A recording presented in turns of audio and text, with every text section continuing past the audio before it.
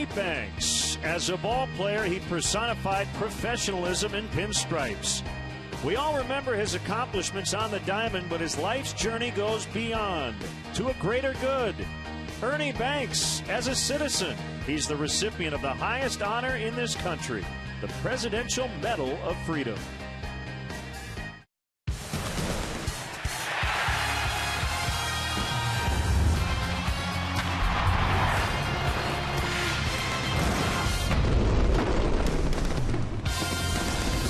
Well, they call him Mr. Cub for a reason. All 19 years of his Hall of Fame career were played in a Chicago Cubs uniform. Fun night tonight as the Cubs honor Ernie Banks, and we get set for Game 2 of this 3-game series. The Cubs hosting the Cincinnati Reds.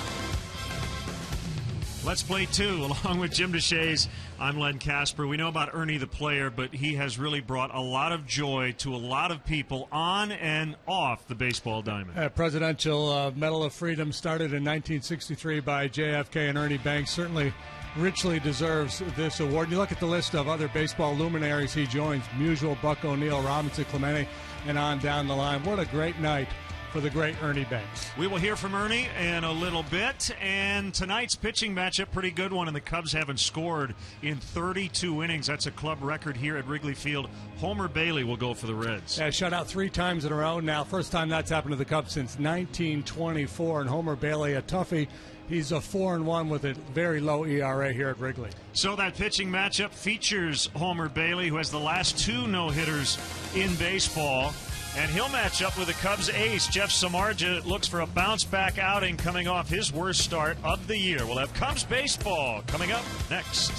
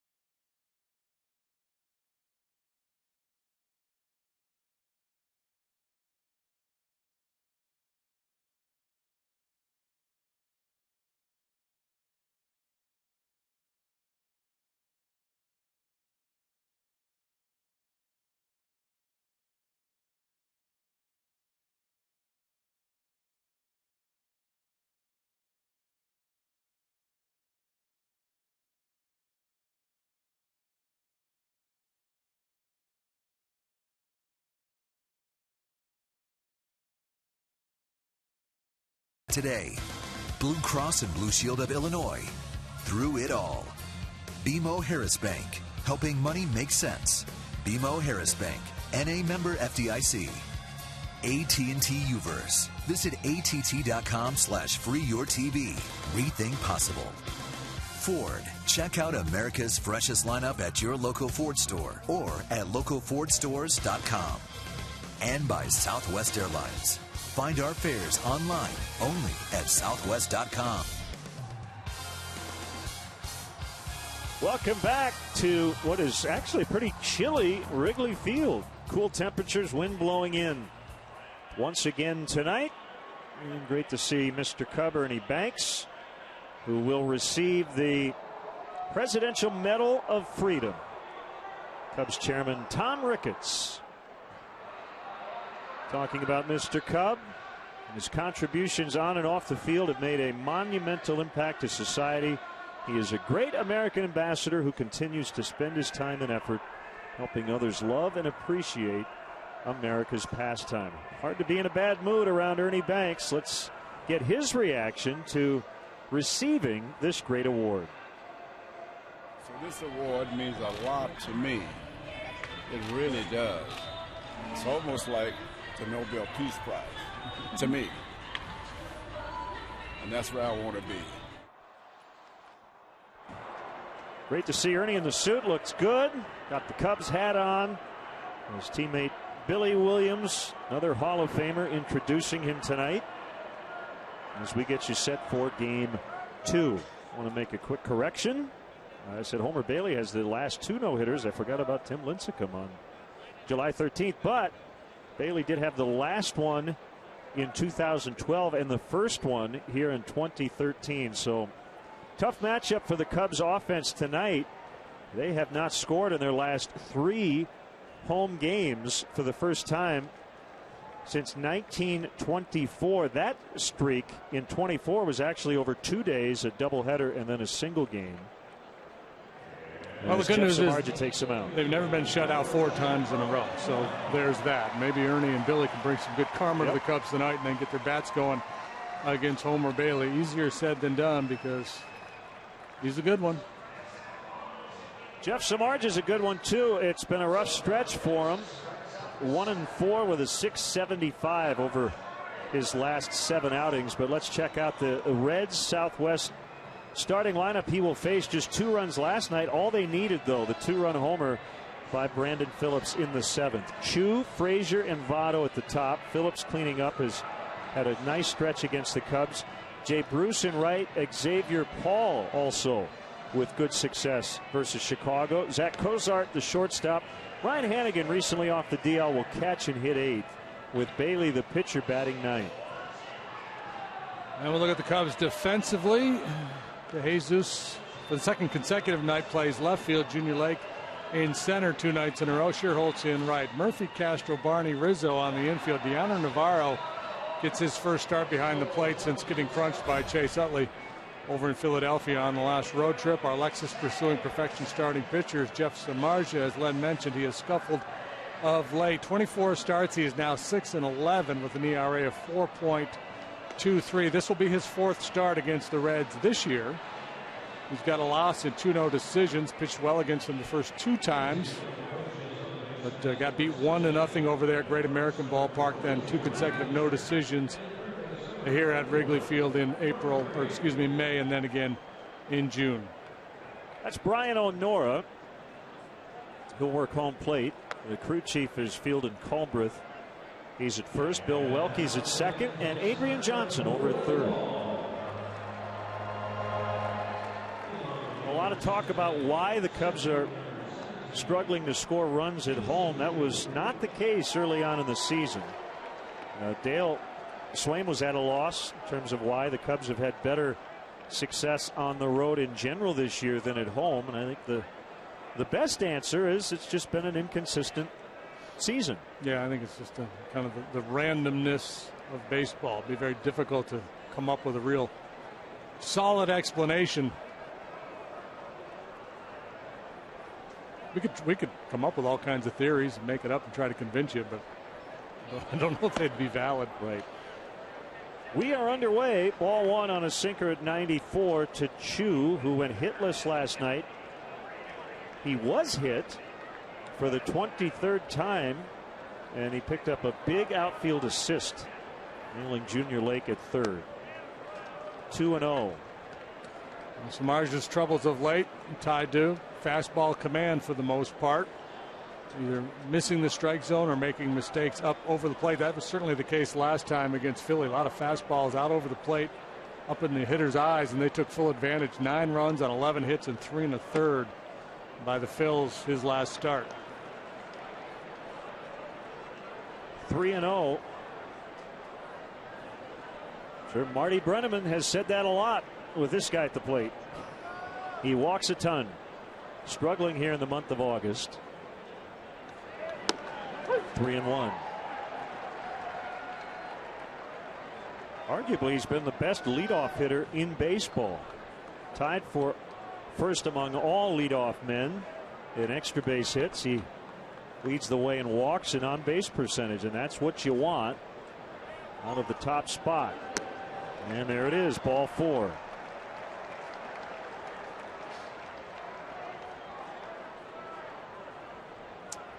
Reds lead the National League in drawing walks.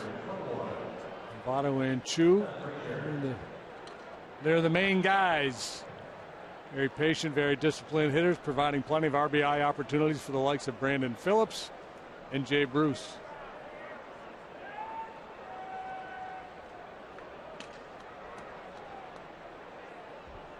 Todd Frazier recently inserted into the 2 spot, even though he's been scuffling.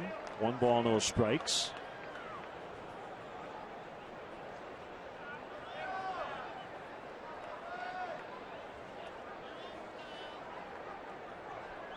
It's cool, 63 degrees.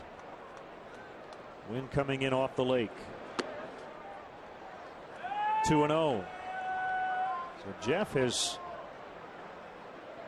missed on all but 1. 6 balls, only 1 strike.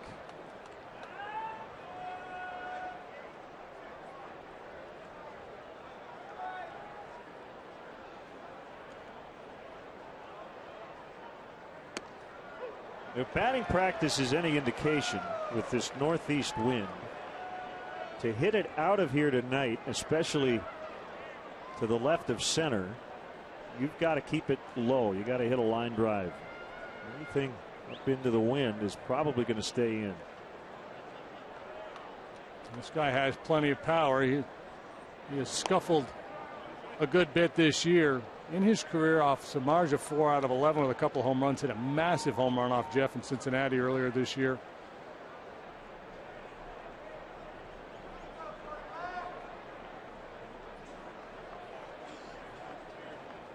Reds don't run much.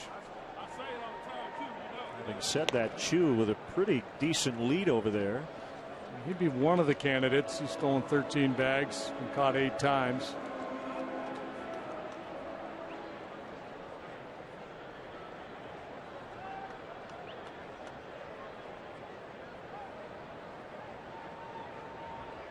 Here's the pitch. Hit pretty well, but again, you got to hit it really well tonight as Junior Lake ends up coming in and making the play. I think he got in on him just a little bit. That good 2-seam runner from Samardzija. When he's on his game, he'll get in on the right-handed hitters with that late life.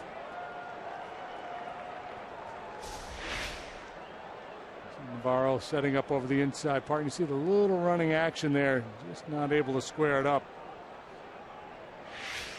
Fastball, cutter, slider split for Samardzija. Fastball averages right around 95 miles an hour. Here's Votto. Beat the Padres on Sunday with a sac fly in the 13th. 1 for 4 in the series opener here Monday. He and the guy on deck, Brandon Phillips, combined in their careers against Jeff Samardzija 7 out of 43. So they've been studying a lot of videotape to try to figure out tonight's Cubs starter. And Votto finds right field. That's fair. Chu on his way to third. Mark Berry, the third base coach, is going to hold him. Votto has a double. And the Reds are in business for their best RBI man coming up.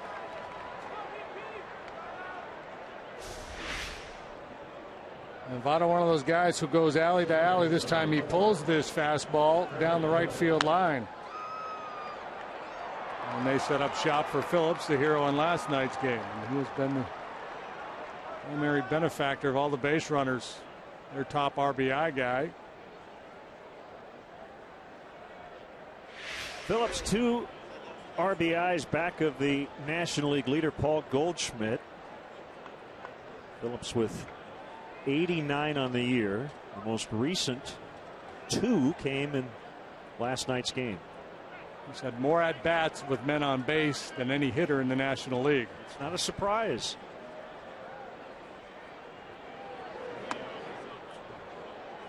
His teammate Jay Bruce has had more at-bats with runners in scoring position than any player in the National League. He got a backdoor slider or cut fastball from Wood that caught a little too much of the play, but Travis was outstanding last night. It was a tough night for him. He really pitched well. Matt Latos for the Reds was dominant.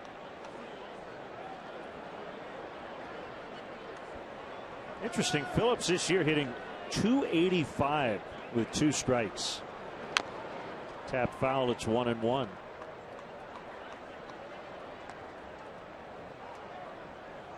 He's had a pretty good game plan deep in counts.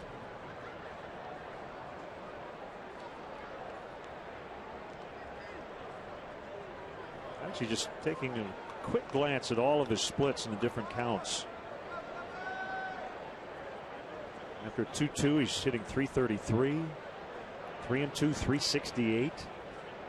So the deeper you go, seems like the more advantage he has.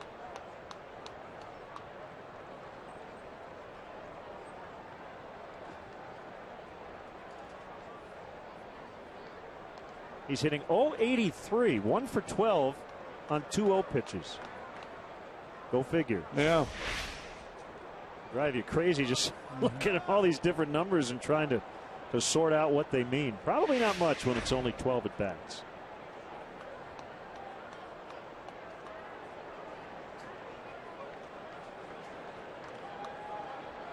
So Margin would love to strike him out here.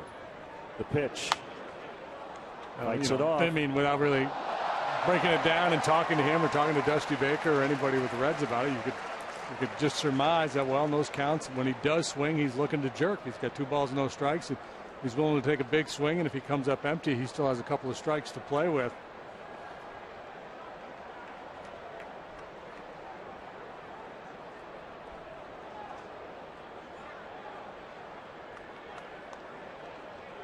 Another 1-2 that missed low.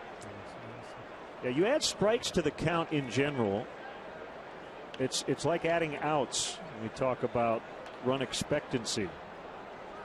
Normally really skews the batting average. You have certain guys who really bear down when the back is against the wall.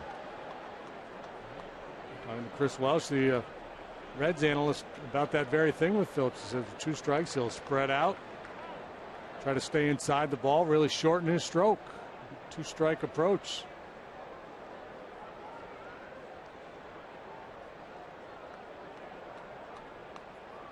Let's see, he plants that back foot on the back of the box. Yeah, he's good and wide.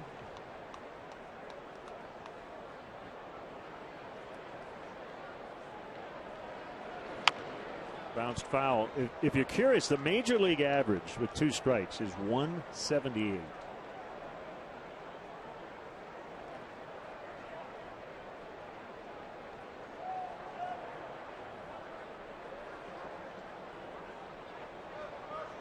And until you get to 2 strikes, pretty much all the counts, it's above 300.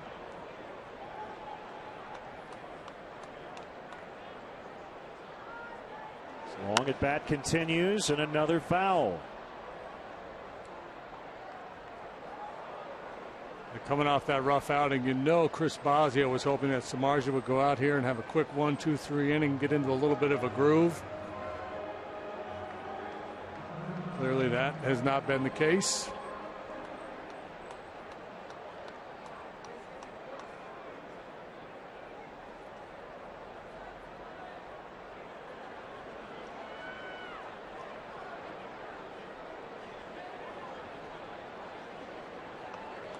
Chu at third, Votto at second, and a 2-2 count on Phillips. And on his hands, and he pulled it foul. Mentioned Mark Berry early. Good to see him back in the third base coach's box after a long battle. Treatment for cancer, and it's good to see him back. Bench coach Chris Spire had been filling in.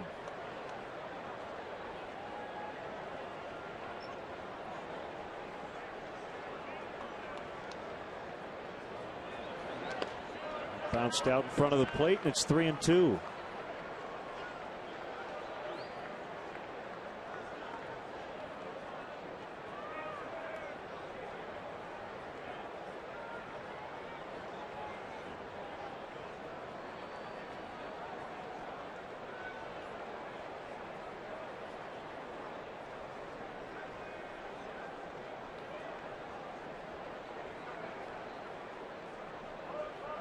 Already a 9-pitch sequence. Here comes number 10. Castro missed it. I think he misjudged it, didn't get a good look at it, and Phillips knocks in his 90th run of the year, and it's 1-0 Reds. Starlin staring at his mitt right now. He laid out, but it just looked like he didn't have a good idea of where it was. A little late to react. A little flat-footed initially. Oh, certainly well hit.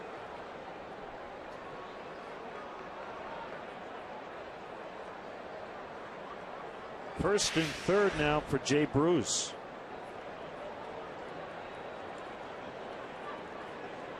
One of those plays where, could have been made. I don't think you could argue that it should have been made. It'll go as a base hit. Cubs have made just one error in their last 7 ball games, but that's the second line drive we've seen Castro struggle with. This one a little tougher play than the one on the last homestand. On the outside corner for the National League's extra base hit leader with 57.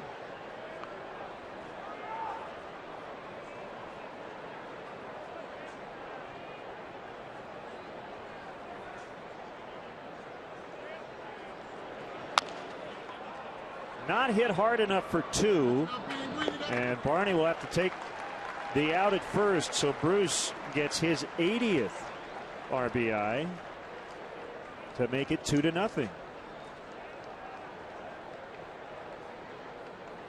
Well, they're just paradoxes all over this game of baseball. Bruce hits that ball hard, which he's trying to do.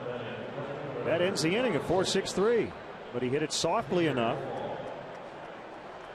He stayed out of the double play.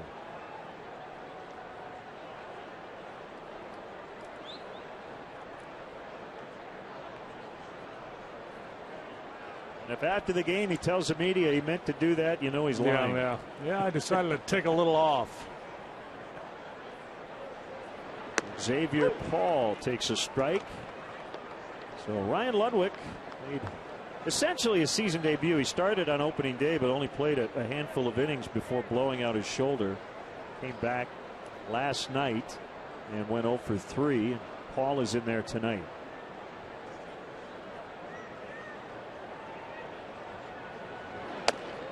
Ludwig doesn't know what to expect of himself. Dusty Baker not sure what he's going to get from Ryan Ludwig, and they'll be kind of cautious easing him back into things. The timing was not there for him last night.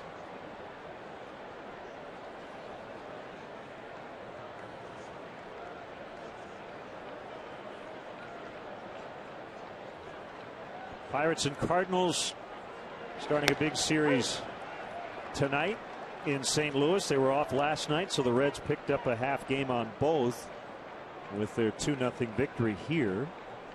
We will most certainly keep an eye on that matchup tonight. Pirates with a 3-game lead going in, and they got 2 early runs off Adam Wainwright.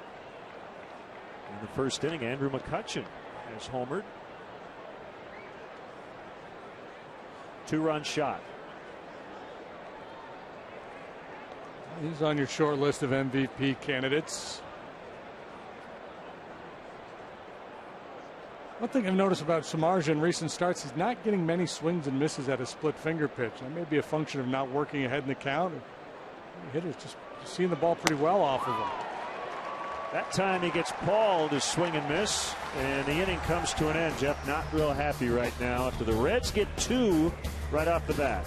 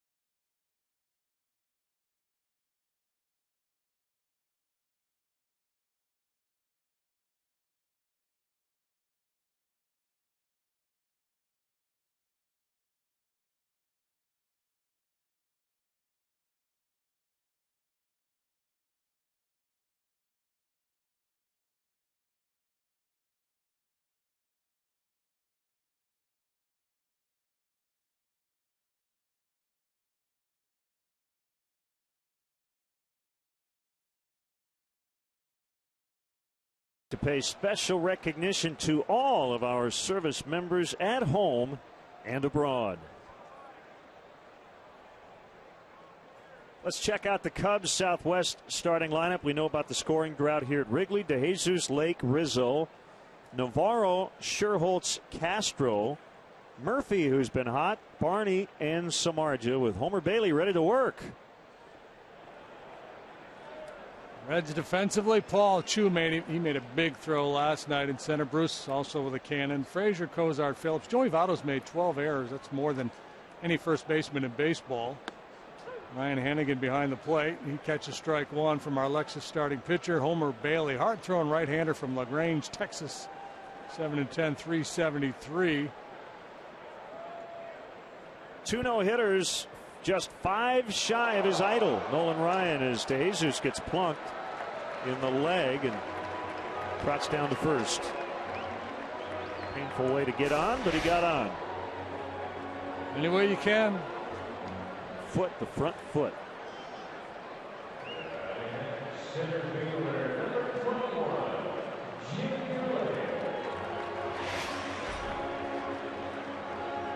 And Bailey, 23 starts now.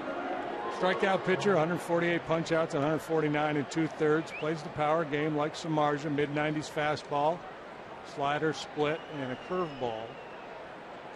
7-2 lifetime against the Cubs, including 2-0 this year with a 1.29 ERA.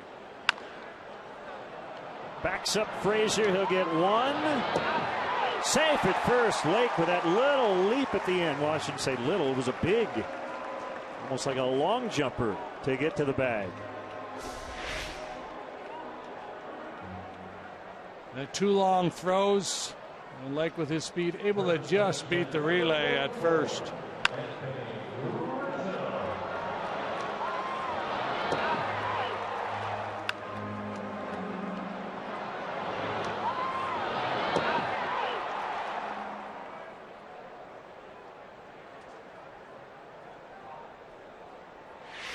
Brings up Anthony Rizzo.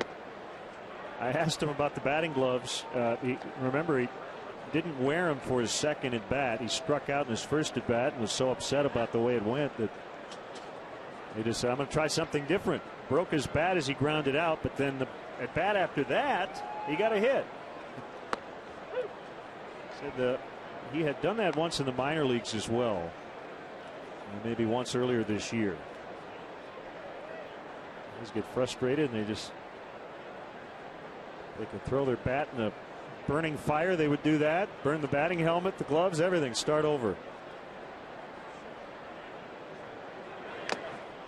Foul tip. 1-2. You've heard of baseball chapel. Yes. That comes on Sundays and they have a little church service. I've known guys to not attend chapel, but to throw their bats into baseball chapel, hoping for some divine intervention. They'll try to turn this one, and they do. It goes 4-6-3 to end the Cubs first. It's 2-zip Reds early on.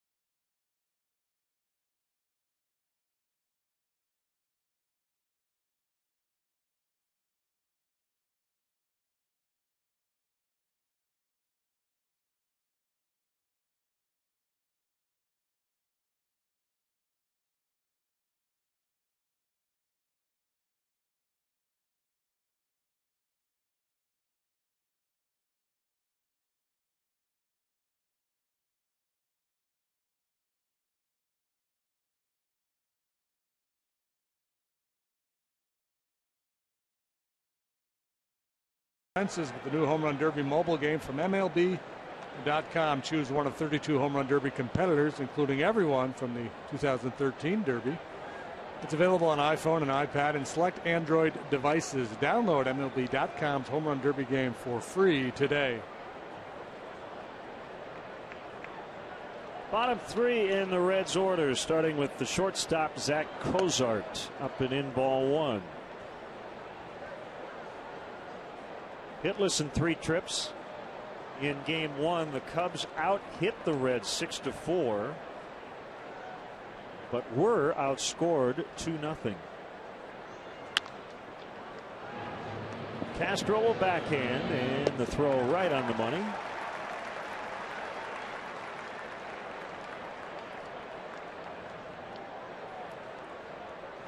One away here in the Reds' second.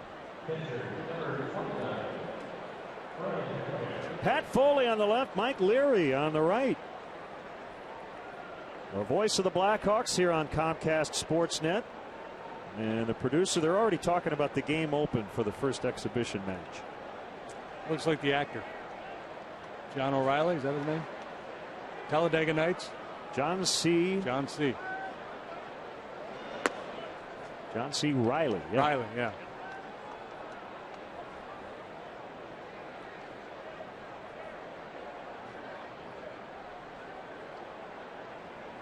Hannigan's fallen off, hitting just $190. He hit it hard, but Jesus made the catch that time. Hannigan just off the DL. Just a month with a sprained left wrist. Activated on Friday.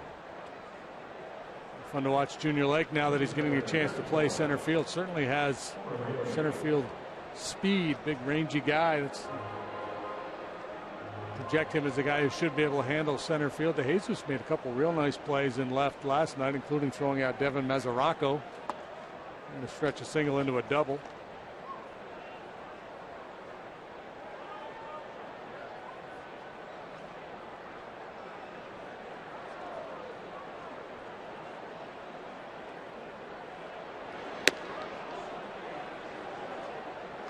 Two 2-0 on the pitcher, Bailey.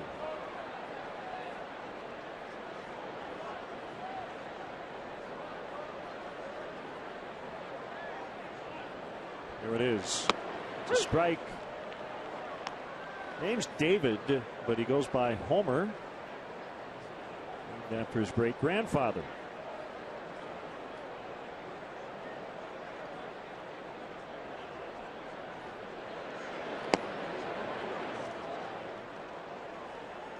Marja wants a new ball. Working really hard trying to establish that down and away fastball. I think that's a real key. That's kind of square one for pitchers. If you can at least locate that down and away fastball, you can pitch away from most hitters' powers. Here with Bailey now, he's just going to channel a fastball. Navarro didn't even call for a pitch. He just put the glove right in the middle of the strike zone and pointed at Jeff as to say, just hit the mitt, and it was too low.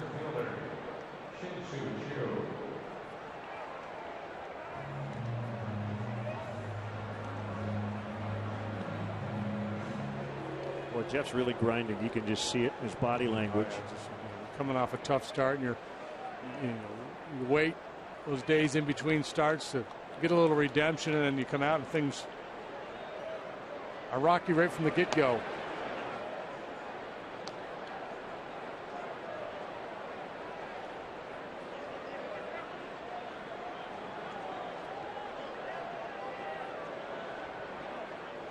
It's amazing how quickly you can go from a groove to a rut in this sport. Sometimes one appears to be the other.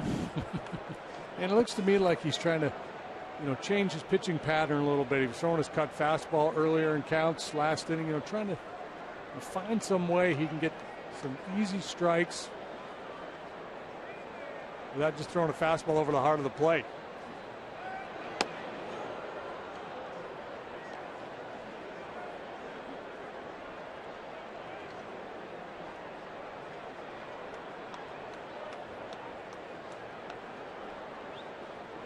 Something you don't see very often. Bailey calling for the jacket down there at first base in August.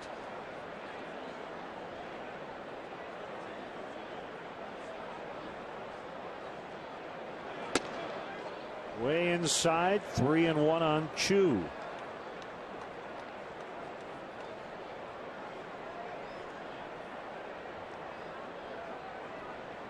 All of his home runs have come off right-handers.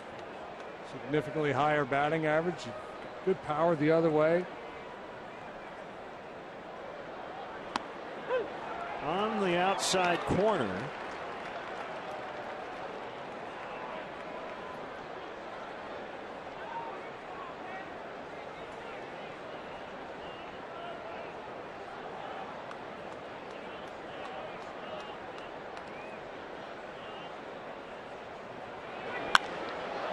Club to deep center. Lake back to the warning track. Assist to the wind. As Chu's long drive dies on the warning track. Still 2-0 Reds.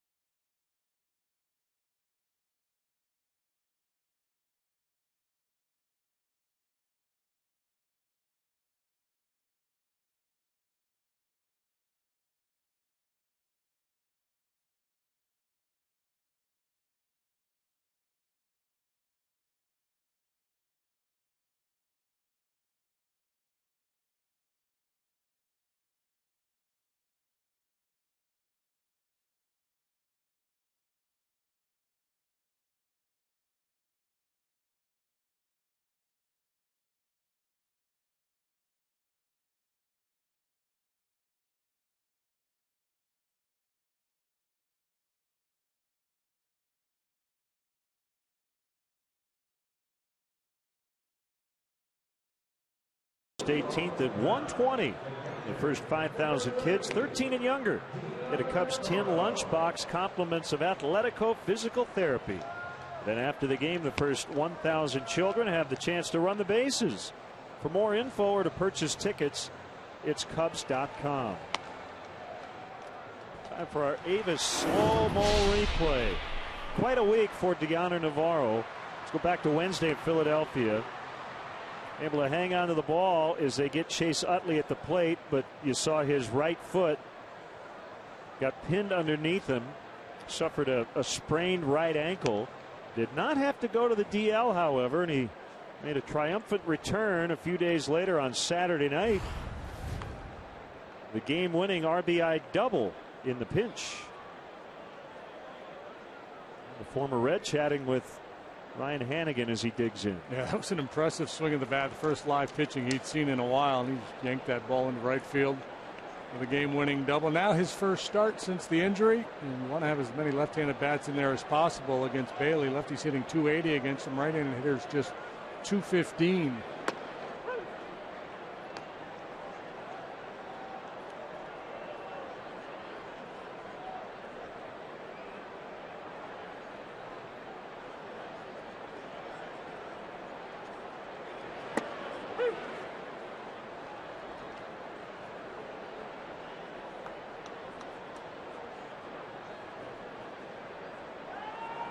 Better right-handed in terms of the batting average.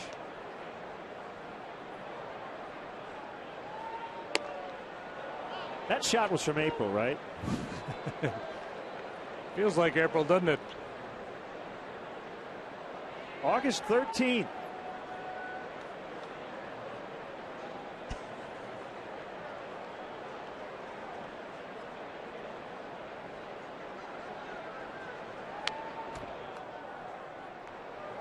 With a pretty pure delivery. Mentioned his hero.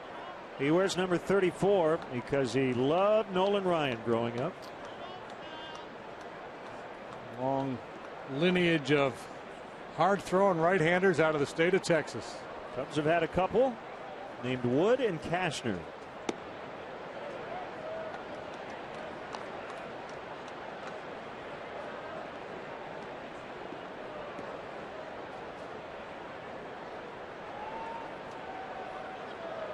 A lot of them wear number 34. Yeah. Inside to fill it up 3-2. So the two no-nos for Bailey, the 15th and 16th in Reds history. The third Red to have two. Johnny Vandermeer, of course, did it in back-to-back starts, and Jim Maloney, the other, with multiple no-hitters.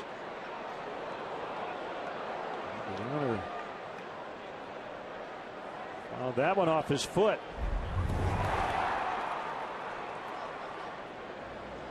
Game against the Giants. You see Gregor Blanco out there at second base. It was the first base runner of the game. He was perfect until Blanco reached on a walk.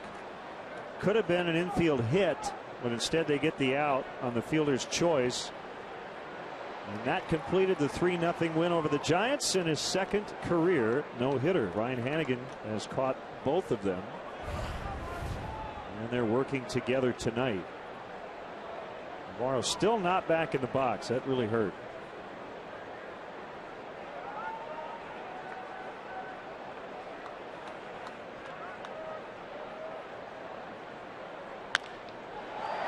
Rounded into right, so there will be no for Bailey this evening. All right, I have to ask you before I ask this question. Did you see the front page, all the Bailey stuff, the game notes for the Reds? I've kind of don't look through some of the notes. But okay, he's one of 4 active pitchers with 2 no-hitters. Can you name the other 3? Okay. Because it's in the game notes, but if you looked, it's not a fair It would question. be cheating, yeah.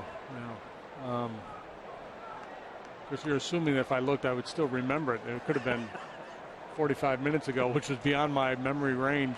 3 other current pitchers have 2 no-hitters. There's a strike to Nate Scherholtz. Roy Halladay. Roy Halladay has 1.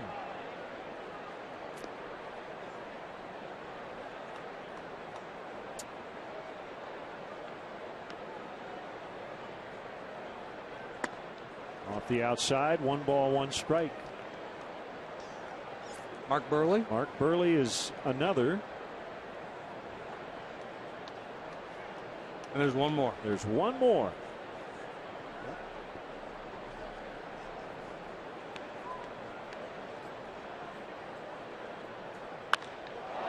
Deep to right. Bruce will watch it go. The wind didn't matter on that one. Scherholtz with a game-tying 2-run homer, and the Cubs have snapped this Wrigley Field drought at 33 innings. The lefties conspire to get it done against Bailey. Navarro single, Scherholtz, no doubt about it, home run. Take a look at our Ford home run replay. Scherholtz goes deep for the 16th time. And we've got a tie ball game.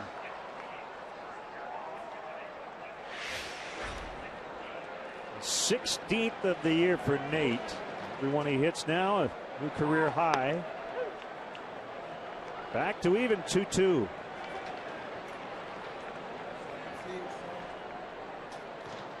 He has shattered his previous career high, which was 9 2 years ago. All right, back to this no-hitter question. Okay, yeah, you're 1 short. It's not like a random question either. He's one of the elite. Yeah, it's one of those guys we're going to go, of course. Yeah. No-hit stuff every time he pitches, it seems. Castro flies out to Bruce. That's the first out. Felix Hernandez doesn't have 2, does he? Nope. David Price? Nope. American League? Yep. 5 down. I'll go to Orson Bean. I'll even give you the dates. June 12th, 2007 and May 7th, 2011. Goodness, not even that long ago.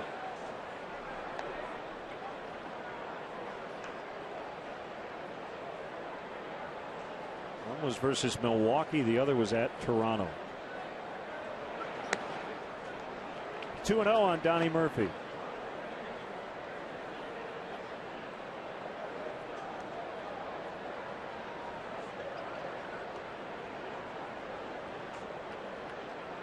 Check Twitter here, see if people are chiming in. Yeah, they're looking it up, though. They're cheating.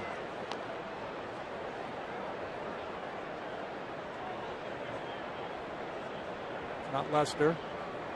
Nope. Not that guy either. No. That's the old say who it's not, and then if it is, then you take credit for getting it right.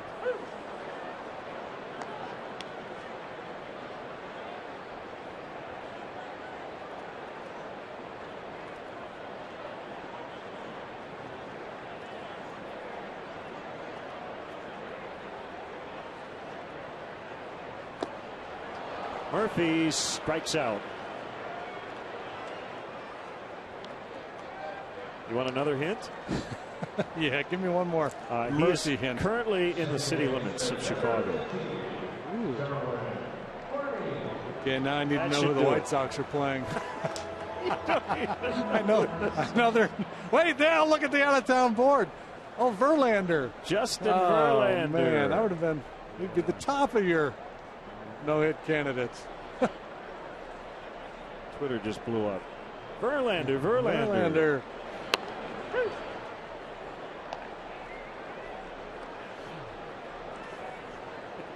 Nice going, you got it. I nailed that one. It's like the Andy Griffith episode. Was it the preamble to the Constitution? Barney said he had it down, and Andy had to basically read the whole thing to him at the end. I got it. We the people. Speaking of Barney, here's Darwin Barney. That was not planned. I get Carl Castle's message on my home answering machine.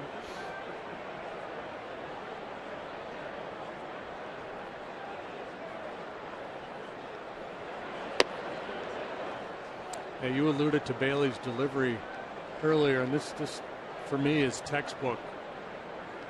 Really keeps the front shoulder square and just glides down the mound, free and easy. Gets great extension towards home plate. There's a lot of backspin on his four-seam fastball. Lined to Chu to end the inning. Well, I'm sure a sigh of relief in the Cubs dugout as Nate Scherholtz hit a 2-run homer, so the Cubs not only will not be shut out tonight, but they've tied the game. It's 2-2 after 2.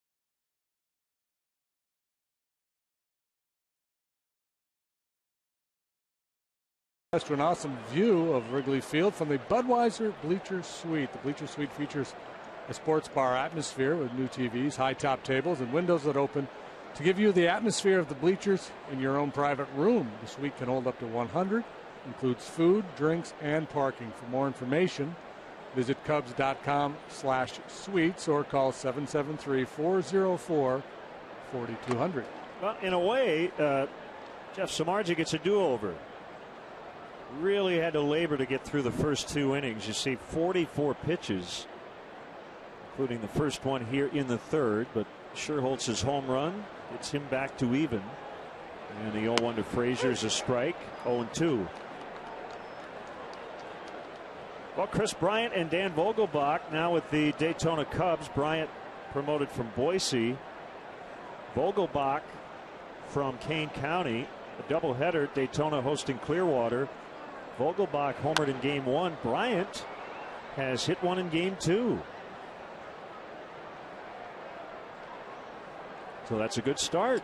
Yeah, big home run numbers for Vogelbach this year. Bryant was the player of the week at Boise prior to his promotion, getting his professional career off to a great start.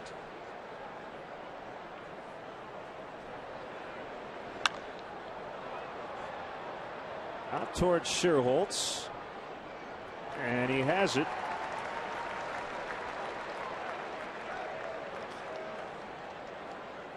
Send us your comments on tonight's game through Twitter using hashtag Cubs Talk. We will read one back later in the game, our AT&T tweet. Normally I don't put parameters on the tweet, but we will not read a one-word tweet tonight that says Verlander. Rosebud. Just saying. Votto with a double and a run in the first. Able to hold up on ball 1.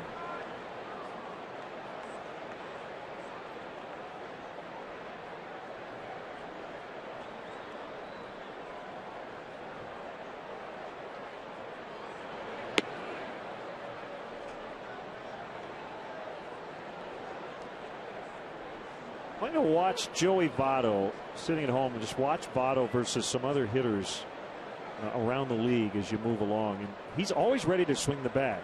He's so patient, but it's almost like he checks his swing on just about every close pitch. Yeah, he's hunting strikes. He's ready to hit. He really is. And he'll attack that first pitch more frequently than you think. You know, he has such a great reputation being a patient hitter just because he doesn't chase pitches out of the zone.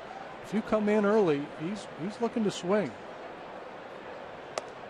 It's exactly what Dale talks about. Hitting to take, not taking to hit. Let's just look at one of the pitches early in that sequence. This is a pitch that ultimately he decides he doesn't want. Yeah, look at the hands. Yep. I mean, that's a check swing, but he basically did that on the first 3 pitches. You know, the thing I like about him too is he stays in the batter's box. Some guys after every pitch, and you know, everybody has their own idiosyncrasies and they need to do what they need to do to perform. But you know, his mindset is, you know, let's go. I'm not. You know, sometimes he'll step out and regroup, but generally, you know, pitch after pitch, he's just standing in there ready to swing. I wonder, and you'd have to ask him, and he might not give you a straight answer, if part of it is he doesn't want the pitcher to think much. It's like, I'm ready to go. I know what I'm going to do. Do you? Yeah. Throw it. Yep.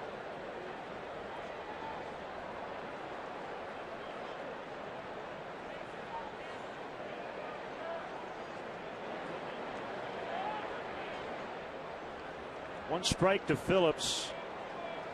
RBI single in the first, and a very late, awkward, almost an I didn't mean to swing to make it 0-2. We add some more adjectives. Kind of ugly. Yeah. Oh.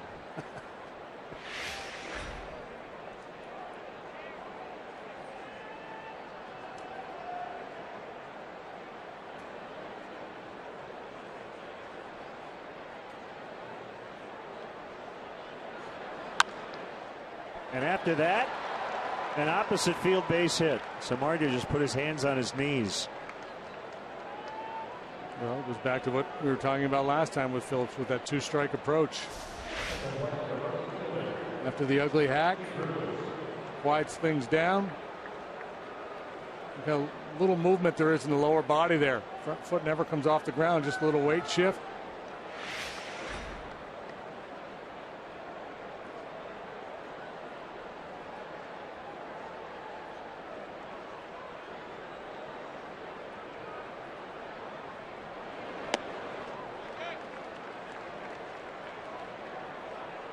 Swinging strike on Jay Bruce. Really good pace.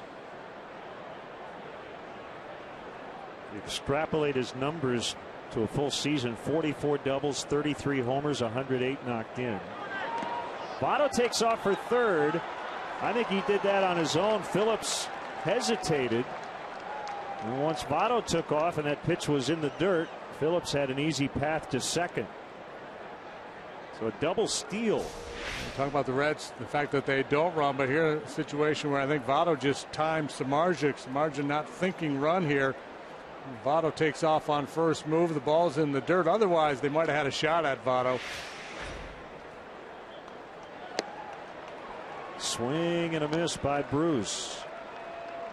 And he regroups by backpedaling about 25 feet out of the box.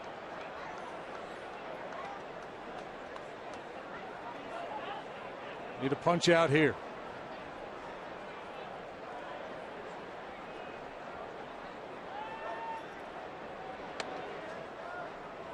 That's high.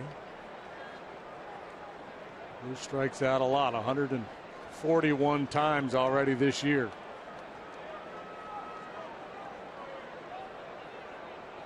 We've seen Jeff at 93, 94. Haven't really seen him hit 95, 96 yet.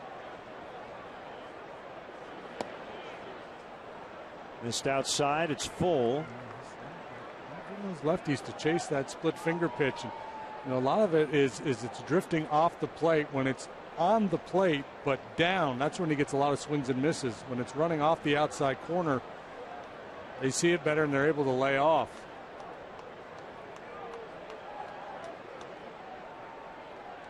That gets by. Votto on his way to the plate, and he'll score standing without a throw.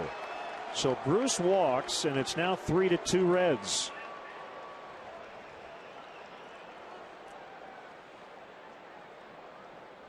That's already the fourth walk issued by Samardzija. A wild pitch allowing Votto to score and Phillips to move to third. Votto, a guy who will expand his strike zone, but when you miss that badly, you're not going to get a swing there.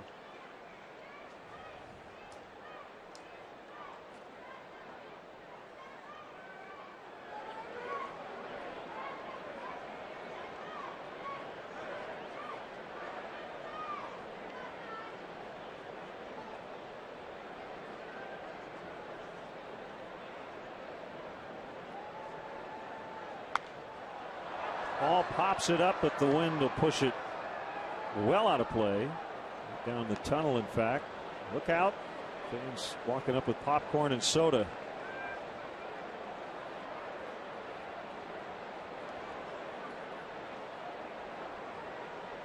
Nothing coming easy for Jeff Samardzija these days. Just got to hang in there, battle through it.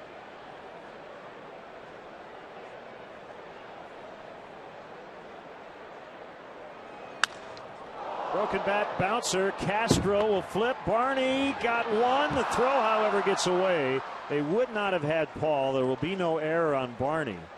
Phillips scores, and the Reds lead back to 2. Kind of an awkward exchange there as Castro was really close to Barney, and I'm not sure if Darwin was surprised that he didn't take it to the bag himself. Well, you see Castro gets caught in between there.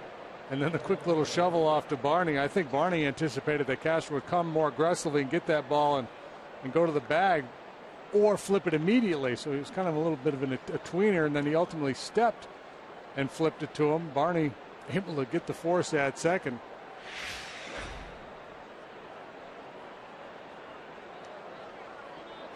So the Reds get the 2 runs right back after the Cubs tied it.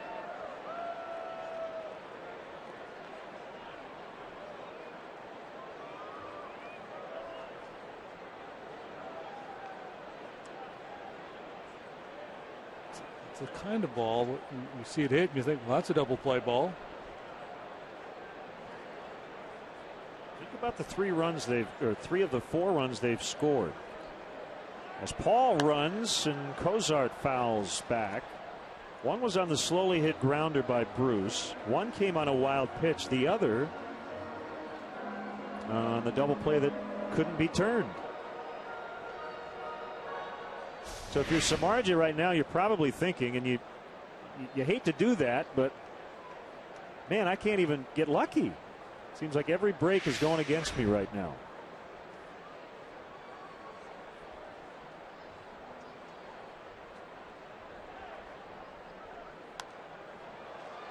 When you're in this mode as a pitcher, JD, and you're going through this tough stretch, I mean, how hard is it to block out all of that? Oh, man, I've already given up 4 runs. Well, yeah, it's only the 3rd inning. It is hard. It's hard because you try to start fresh. You try not to carry the baggage of the previous start or starts with you if you're in a real funk. And, you start fresh 5 days later and you're hopeful, and you go out there and next, you walk the leadoff man in the ball game. You give up 2 spots in the first.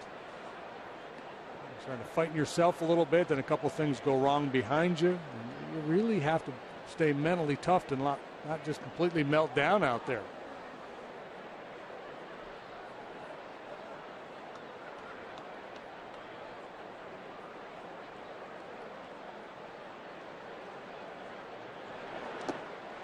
You have to continue to try to make pitches. Usually you can tell when a pitcher's kind of cashed it in when he just starts pumping fastballs over the heart of the plate. Kind of that the heck with it mentality. Here it is, hit it.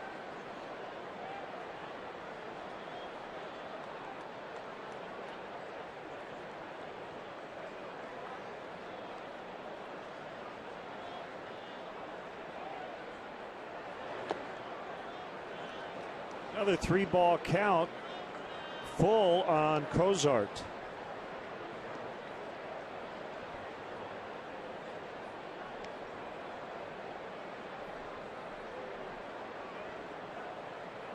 The command just has not been good enough. 4 walks and a wild pitch. And 3-2 on Cozart. Paul runs. Cozart whiffs.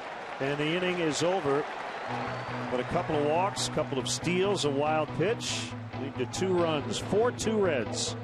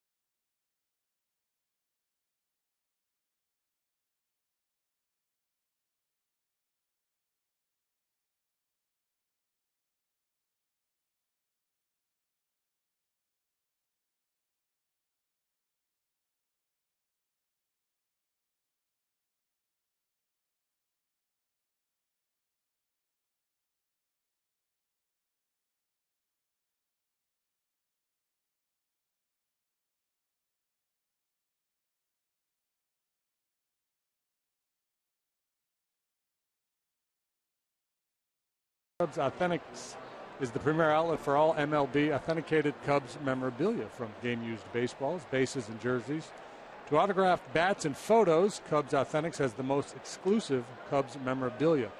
Visit the Wrigley Field Concourse, the Cubs store across from Wrigley Field, or Cubs.com/authentics for all your Cubs memorabilia needs. Well, Samardzija taking out some frustrations on the baseball as he grounds one into center.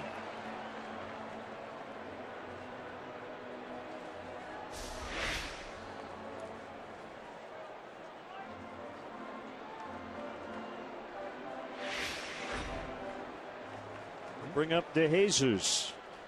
3 innings. Cubs have had the leadoff man reach all 3 times. DeJesus started the ball game by being hit by a pitch. Last inning, it was Navarro singling in advance of the Shearholtz home run.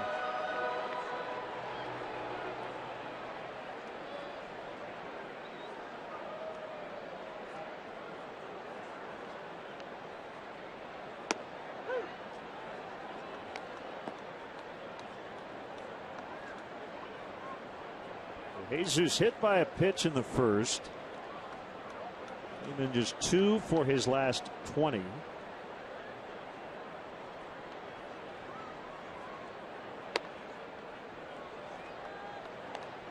It's 1-1. David was asking Brian O'Nora, look, I need more time. So O'Nora holding up that right hand to tell Bailey, just give him a few more seconds. And remember, it was the Reds, right? It was Johnny Cueto, yeah, who had a problem with DeJesus.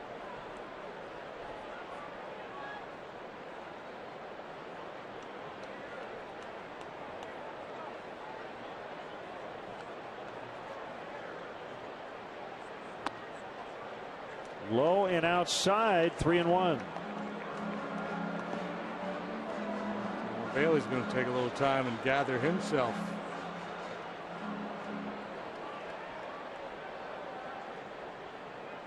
Not sure how you do that, how you gather yourself.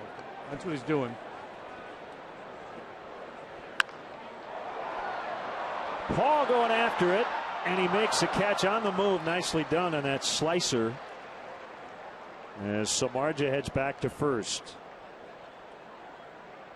Last time Homer Bailey pitched in this ballpark, he was really, really good. Here's Paul. Nice running catch. It was back in June. 8 innings, 1 run. It was not earned. He struck out 8, allowed just 4 hits.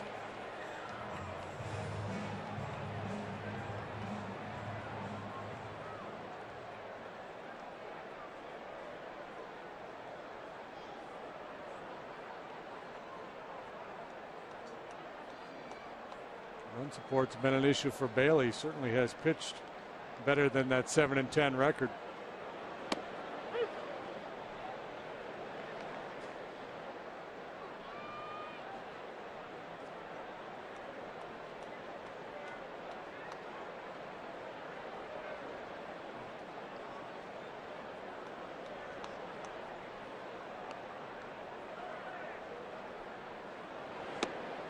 Inside on Lake.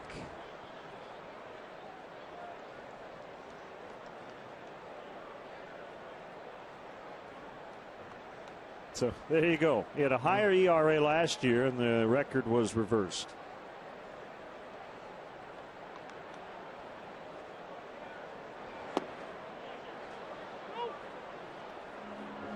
Yeah, and for the sabermetric community, his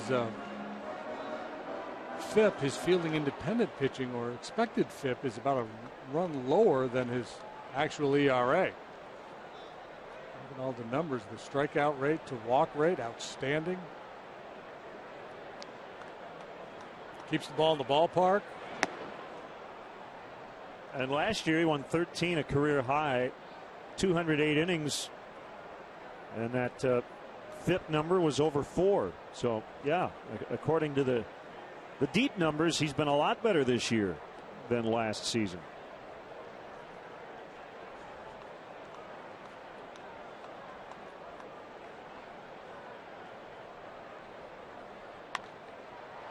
Popped up.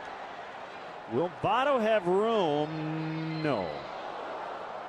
It will be interesting if the Reds end up in the the one game play-in wild card game, who Dusty Baker will hand the ball to.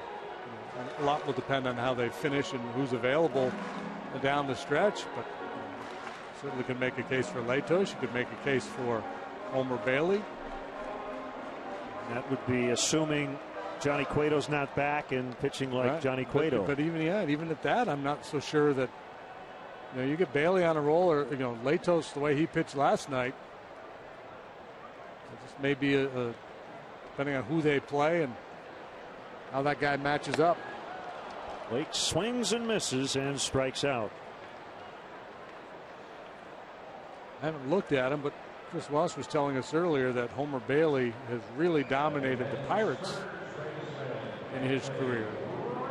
Pittsburgh got 3-game cushion over the Cardinals. Reds 4.5 back.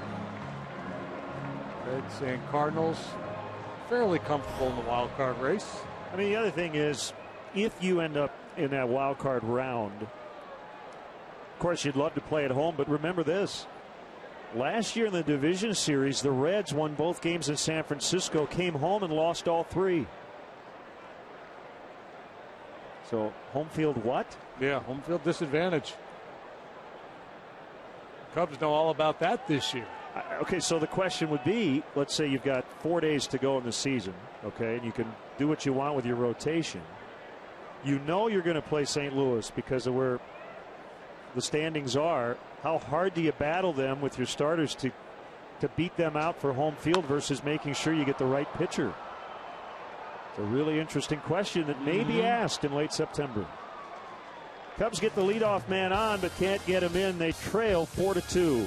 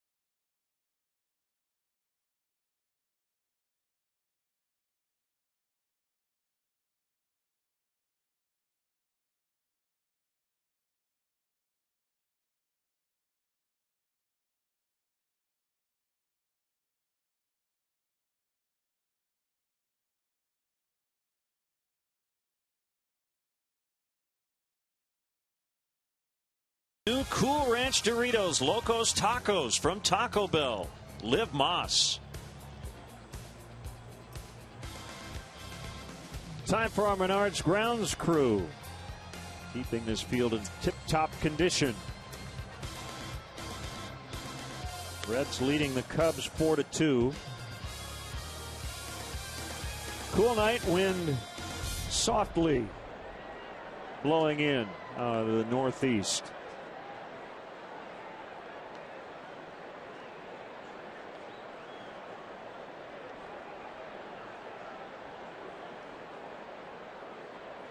Three long innings already for Jeff Samardzija as he faces 8, 9, and 1. Starting with Ryan Hanigan and a base hit into right. Sherholtz over to pick it up. Hanigan has a leadoff single, and that'll put Bailey in a bunting situation. Samardzija saying, all right, I got 8, 9, 1. I'm just going to pound the zone, try to get quick outs, and Hanigan shoots one into right field for a knock. This ball elevate a little bit. You see mid-thigh, and I think that's part of the other problem too. Jeff has a tendency for the arm to drop a little bit, so that ball kind of comes in flat in the home plate when he's up top, getting the ball downhill. That's when he's at his best. He will get it to Barney at first. That goes 1-4 on the sacrifice. Number 9 for Bailey.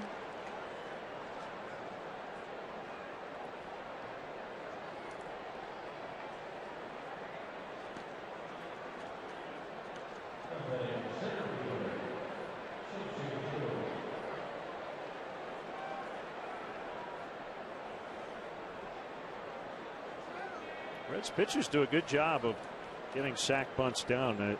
See Bronson Arroyo has 10. Bailey now with 9. Cingrani has 5.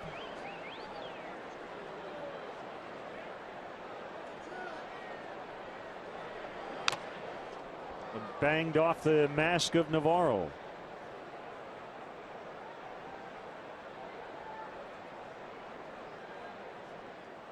Ryan O'Nor going to walk this ball out to Samardzija to give Deanna a chance to regroup a little bit.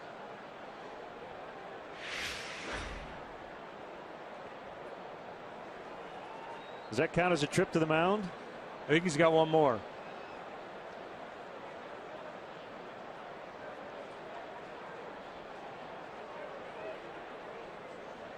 Rush off the plate, Brian.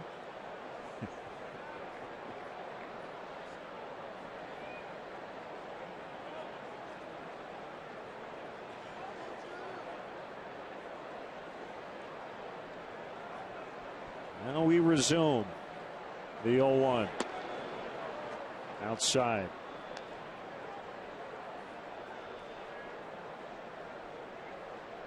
Lots of Rangers news. What's going on in their world? Manny Ramirez has been released from AAA Round Rock. 30 games, 259, but John Daniels said there's just not a spot on our club right now. So based on our evaluation.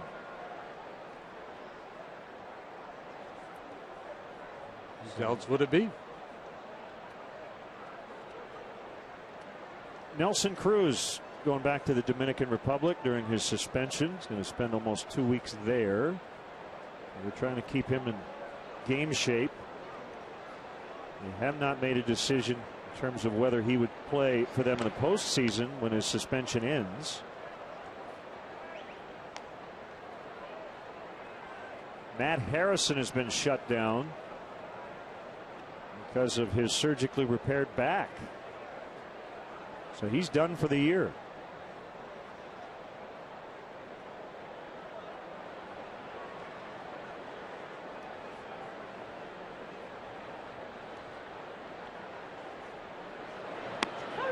Called strike 3 on the outside corner. Chu didn't think so. See what Pitch Tracks says. Pitch Tracks agrees with Chu.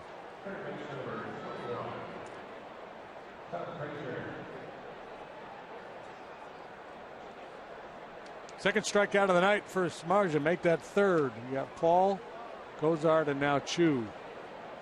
Despite all that, the Rangers keep on winning. They've won 8 in a row, 9 out of 10. They're hosting Milwaukee tonight. You seen what's going on with Adam Rosales? He keeps getting designated for assignment, ping-ponging between the Rangers and the A's. He's been with the A's twice and the Rangers twice just in the last 2 weeks.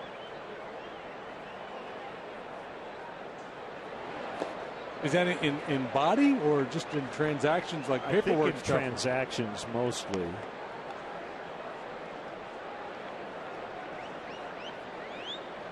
Yeah, that would be no fun. Going back and forth.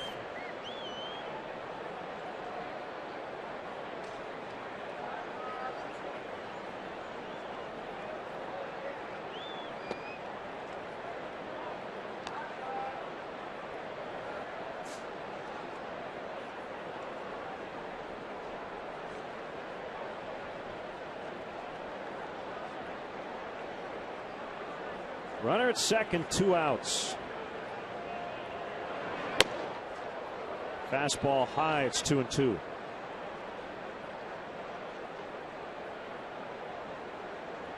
A tragic story from Atlanta last night. A lifelong Braves fan, Ronald Lee Homer Jr., 30 years old, went to a lot of Braves games.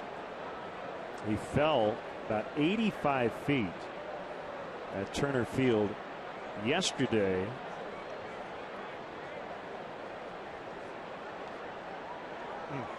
Happened about 8:30 last night. No indication of foul play as he ended up dying. And safe at first. Barney Did all he could. That's an infield hit for Frazier. The inning alive for Votto. Darwin shading up the middle, so he had a long way to go to get that slow ground ball. And by the time he was able to get over there to first base, Frazier able to beat it. Close, but looked like he beat it. Well, let's take one more look. Wow. As close as it gets.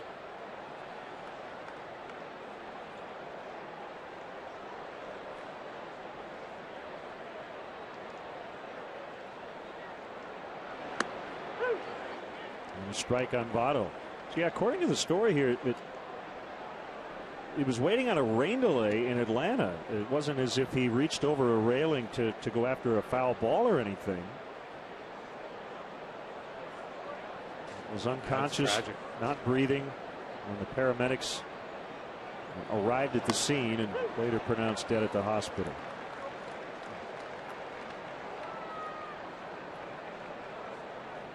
Oh, 0-2 on Votto. Dan Uggla going to the DL. He's going to have laser surgery on his eyes. Mutual decision between the team and Uggla, who's hitting 186 with a ton of strikeouts. 146 leading the league. So vision problems, he's going to get it corrected. Had been working with contact lenses. Nothing apparently seemed to work. And I guess when you've got a 14-game lead in your division, you can afford to have one of your starting players miss a couple of weeks. They get sorted out for the postseason. Originally, he was going to wait until the offseason.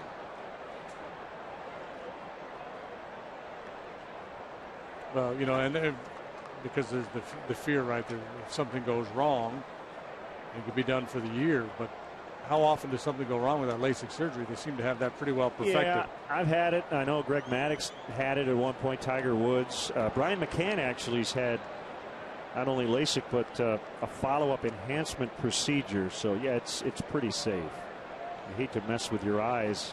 Didn't Mad Dog do it during the? I think he had it over the All-Star break. You might be right.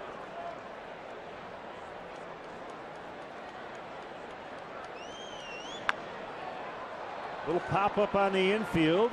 It'll be Murphy to make the catch.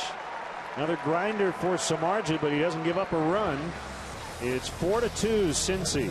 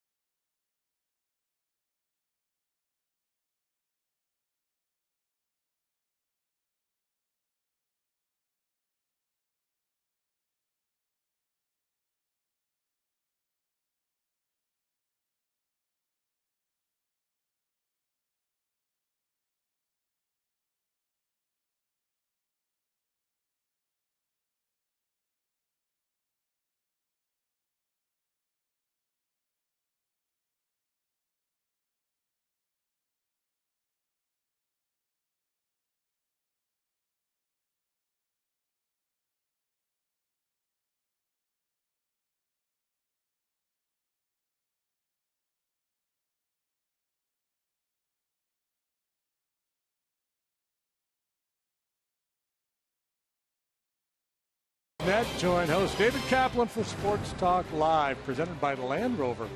Kap and his panel deliver a unique take on the day in sports with a lively debate on all the day's news. Don't miss Sports Talk Live weeknights at 5:30 on Comcast Sports Net.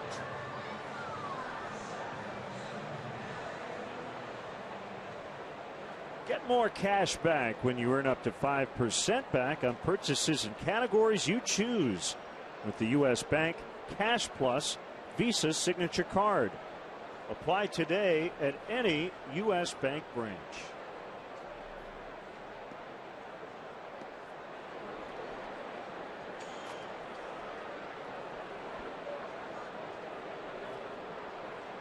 Navarro led off the second with a single, and then Nate Scherholtz hit a game-tying 2-run homer. So we'll see if they can repeat here in the fourth.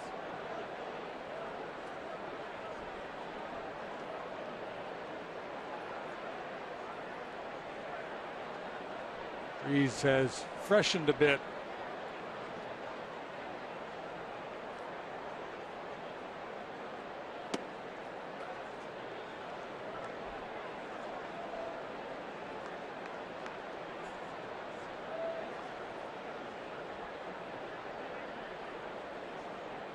Pirates now leading 3-0 in the bottom of the fourth. Jordy Mercer has added a home run. It was in the second. Game being played in St. Louis. The Pirates just got swept in Colorado, while the Cardinals lost 2 of 3 to the Cubs.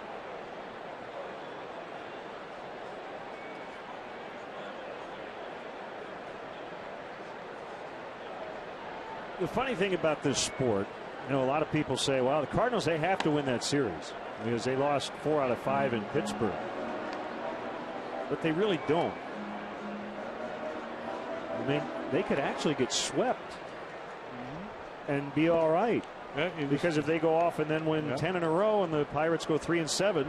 Yeah, that's why it's very difficult. Everybody says, it's a big game, it's a big series. Well, no more so than the one tomorrow or the one yesterday. 3-2. What's the song lyrics? Yesterday's dead and gone, and tomorrow's out of sight. That's kind of the approach you need to take in baseball.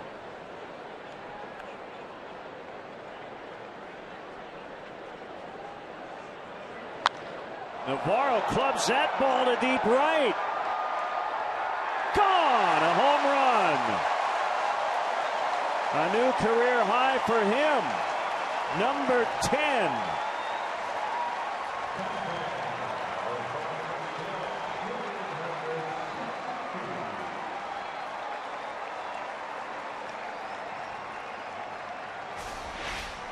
Ankle injury has not slowed him a bit.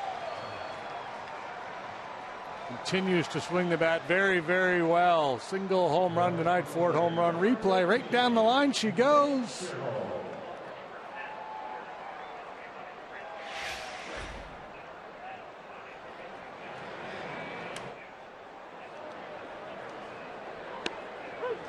Bailey had only allowed 12 home runs all season coming into this one. That's the second one he's allowed tonight. Previous career high 9, set in 07 with Tampa Bay. 4-3 and a 1-1 count on Scherholtz.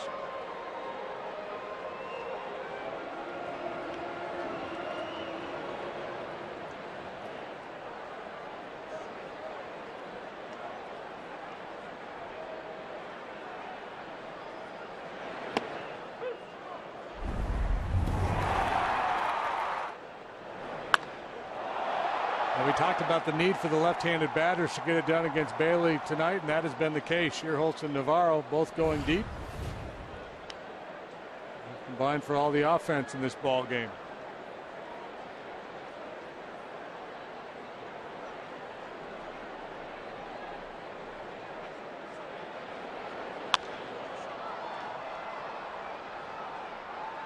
Ball coming on. One away. Game in St. Louis tonight. That's Adam Wainwright pitching for the Cardinals, trailing 3-0 in the fourth. And Wainwright was supposed to pitch Saturday against the Cubs. They pushed him back, targeting this series with the Pirates. And they lost that game Saturday, and the Cubs obviously didn't appreciate hearing the news that Cardinals decided to move their best pitcher out of the weekend series. Yeah, and I wouldn't say it was unprecedented for Matheny to do that, but for me it's kind of early to be messing with the rotation that way. Struck very well by Castro, but Chu makes a grab. The beginning of the school year just around the corner. I hate to break it to you kids, but there's still time to bring the family out and enjoy a game here at beautiful Wrigley Field.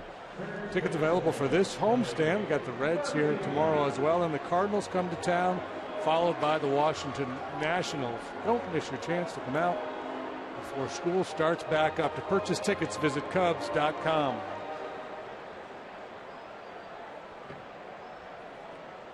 Murphy, a strikeout victim, his first time up. And Homer Bailey has taken the ball the last 8 times against the Cubs. The Reds have won. And leading again here tonight. It's 4-3 in the 4th.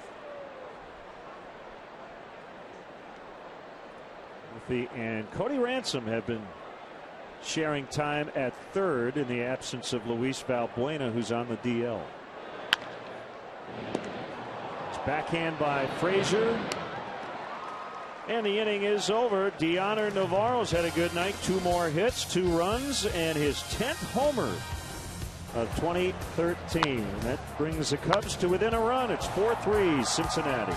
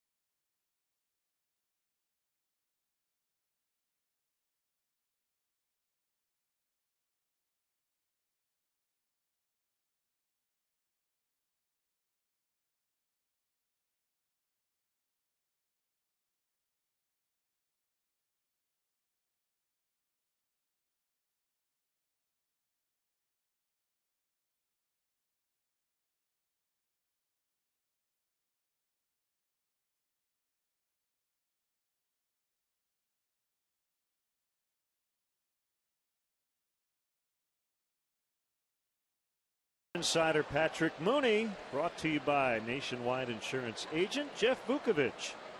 Visit jeffvuk.com. Nationwide is on your side. Theo Day at the ballpark. The Cubs president of baseball operations met with the media here before the game, and as always, a lot of interesting things to talk about. Yeah, it was kind of right after their organizational team photo there, and everyone wanted to talk about the guys that were going to Daytona or some of these international players they signed. And Jeff Samardzija is another kind of big name that came up too. All right, let's talk about the minor league call-ups. We alluded to it earlier. Chris Bryant and Dan Vogelbach have both homered a doubleheader for Daytona. And the Cubs have had a very specific plan for all of their minor leaguers, and that is to basically dominate at one level before matriculating through the system. Yeah, Theo had said that Bryant really didn't have anything left to prove in Boise. He kind of knocked the rust off, as he said. And they have a guy in Candelario that they like at King County, want him to play every day at third base. And clearly those are 2 big-time power bats at a time when those are getting harder and harder to find. Landon Phillips stays hot. He's 3 for 3. That's a leadoff single. The other thing he mentioned, which I think is interesting for fans to hear about, he was asked about moving guys around position player-wise defensively. And what he said is at premier positions, meaning up the middle, catcher, second, short, center, those are the spots where if you've got a guy who you like, you generally leave him there. But at a lot of other spots, you want to create some versatility. Yeah, so my take was Javier Baez is going to play at short until he won't anymore, and that Chris Bryant, they're going to try him at third base for as long as possible, and maybe he outgrows it and becomes a corner outfielder. But for now, they got to kind of see what they got and give him a runway there. Well, I think, you know, because if you have a premier hitter who can play one of those premier defensive positions, there's value there. Even if that guy doesn't come to the big leagues with you, his value stays high if he proves that he can play shortstop and hit 30 home runs. Or junior in center field. Right. Bounced foul by Jay Bruce. Theo also was very upfront about the tack they took this year with the international free agent market. Yeah, they looked at, man, it's got to be hard to project what 15-year-old kids in the Dominican are be like when they're, 10 years from now, but they really liked this class. They thought, they didn't think there was going to be an international draft where they could get penalized with that. And yeah, they would have lost their first pick if they had the draft next year as Bruce strikes out. So at this point, it's just kind of, they're going to pay the tax. They're going to be well over past that 15% threshold, and just kind of looking around, they felt they could kind of get, more value this year, and next year they can spread it around and just throw it at a lot of different arms and see which ones develop. The other thing when you're talking money here too, Patrick, as Theo said, it's $1 million here, $1 million there. It's not as if you're talking $60 million contracts for these young prospects. Well, exactly. Look at, I think they signed Starlin for something like $30,000. I think Junior was around $80,000, $100,000, something like that. And you see where they are now, and it's really a great investment on the organization's part.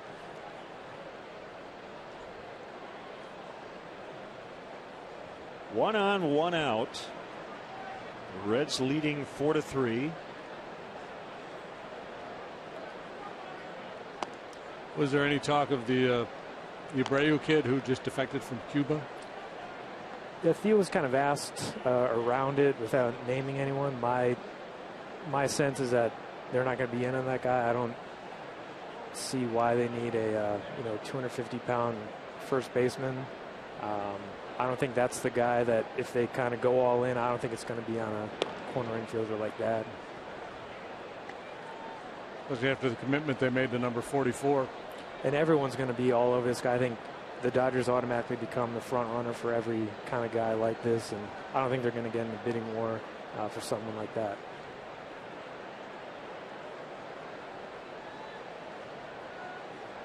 One 1-0 on Paul.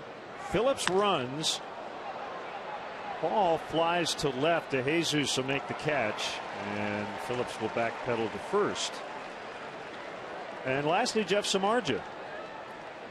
Theo was asked about him and what's gone on here lately, and if his final 9 or so starts this season have any effect on his future in terms of how the Cubs look at him, and he basically said no. Yeah, I think the way he closes will be important kind of when you get down to talking numbers, but he said he still has all the raw tools. Phillips runs, pitches a strike, the throw late. Second steal tonight for Phillips. He's hurt. I don't know if he went shoulder to leg there with that headfirst slide, and he's a little shaken up.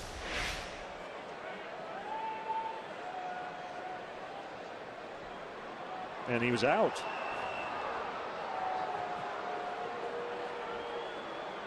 Unless my LASIK has failed me, JD. Yeah, I think thought they got him. Yeah, they got him on the right arm before he got to the bag. Maybe jammed a finger.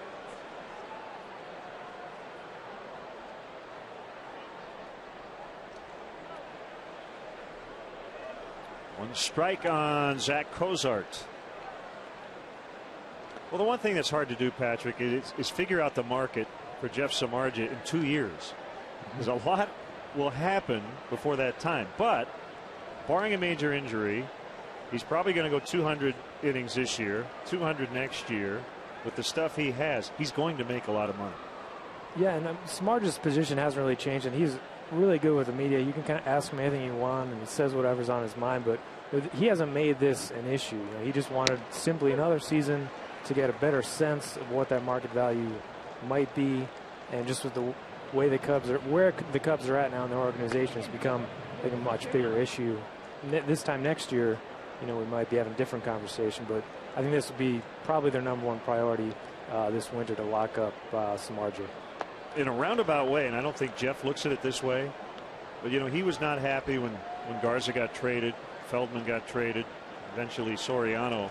Part of it may have been because nobody was asking him about his deal. That was kind of the last thing, and now that all those guys are gone, he's the go-to guy with all these questions. Well, it's weird to think how he's the only guy left from that 08 team, and he's really kind of grown into this. And Theo said, this guy has all the kind of raw materials to become a frontline starter, and the last hurdle for him to clear, JD, this is kind of just that consistency. That's probably the hardest thing to find. Yeah, this stuff obviously is top of the rotation stuff, and just the consistent ability to make pitches.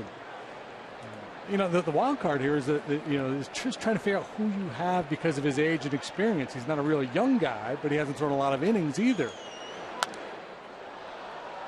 And by the way, he's right at 100 pitches, and his spot is due up second in the bottom of this inning. And with that, there is action in the Cubs pen. So maybe a short night for Jeff. You see 28 pitches in that first inning. Set him back right off the bat.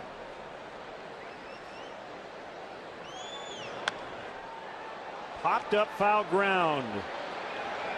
Navarro with a nice running grab to end the inning. Patrick, always a pleasure.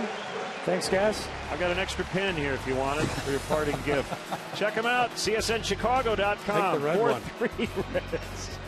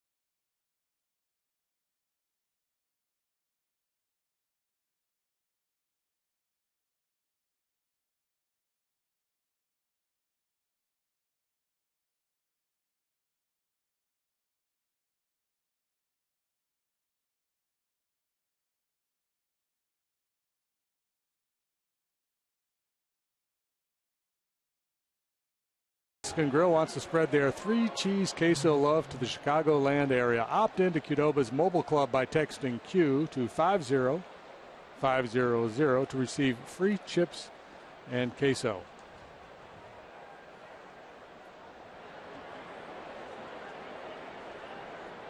Barney to start it. Samardzija is on deck. And no action in the Cubs pen, so it looks like Jeff will get one more inning.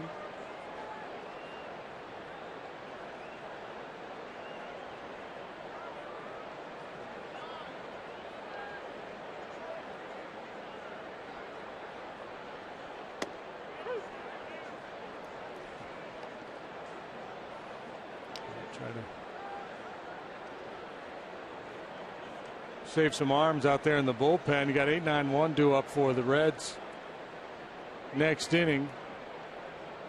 I borrowed your glasses. Hey, that is stylish right there.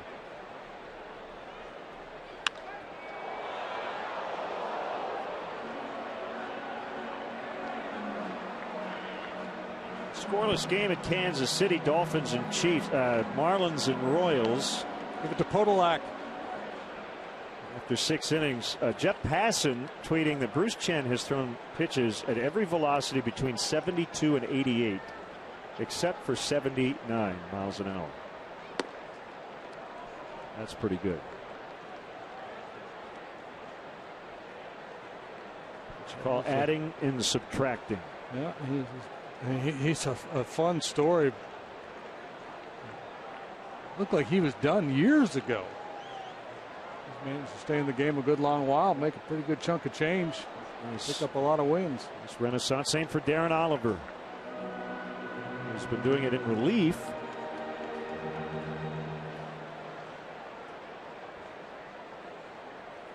Well, he's playing good baseball. 8 games above 500 now. They've won 8 of 10.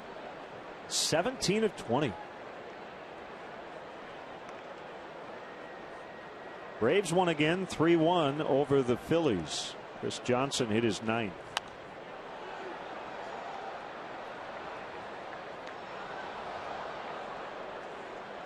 It's the phenom Fernandez for the Marlins tonight.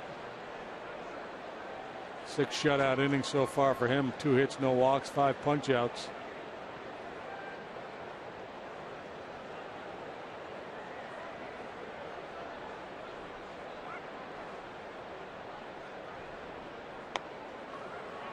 Good matchup, right? You got the youngster Fernandez against the cagey old veteran Bruce Chen.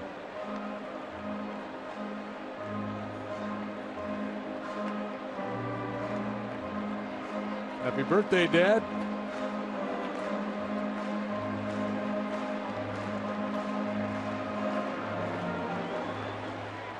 Dodgers keep winning 4-2 over the Mets last night, 38-8, their best 46-game stretch in the modern era. Talking about the Dodger franchise. Harvey and Ryu tonight. That's a great matchup on paper. Jay Bruce in right center retires Barney. Harvey with a 209. Ryu at 299 going in.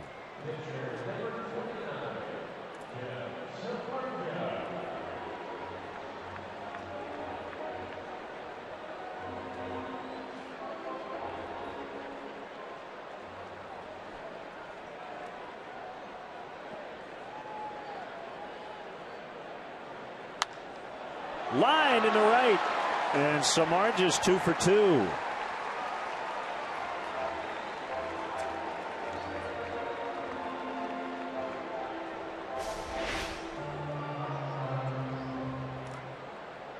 Just like last time, Bailey trying to get the jump on him. Last time he hit the ball up the middle for a base hit. This time he punches it into right field.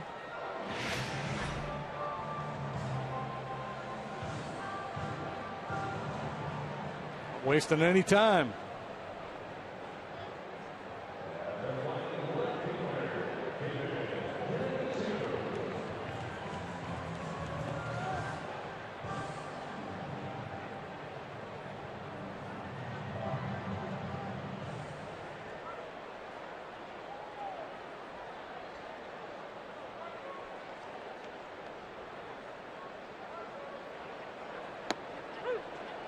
At the knees for a strike. Man, is there some good young pitching in baseball. I'm just looking at the National League ERA leaders. And Kershaw, Harvey, Corbin, Locke, Fernandez, Strasburg, Minor, all in the top 10. Well, what? 23, 24 years of age. Mike Leake. Bumgarner in that group. Adam Wainwright would be the only grizzled veteran. Adam's now 31.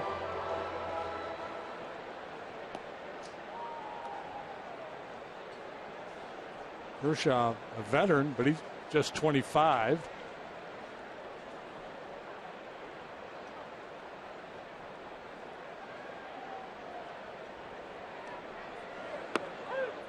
Called strike 3.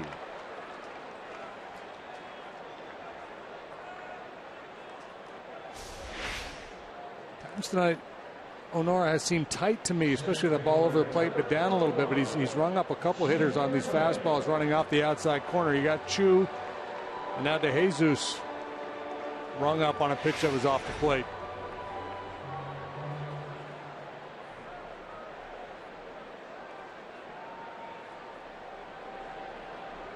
Coors Field is back, at least for a night.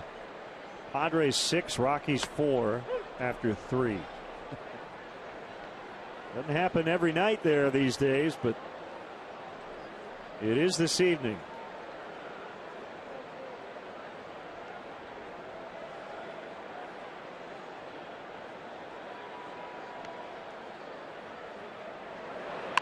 Lake bunts toward third. Bailey will retrieve, and the inning is over. Good quickness by Bailey to get off the mound and get the speedy Lake. 4-3 Reds.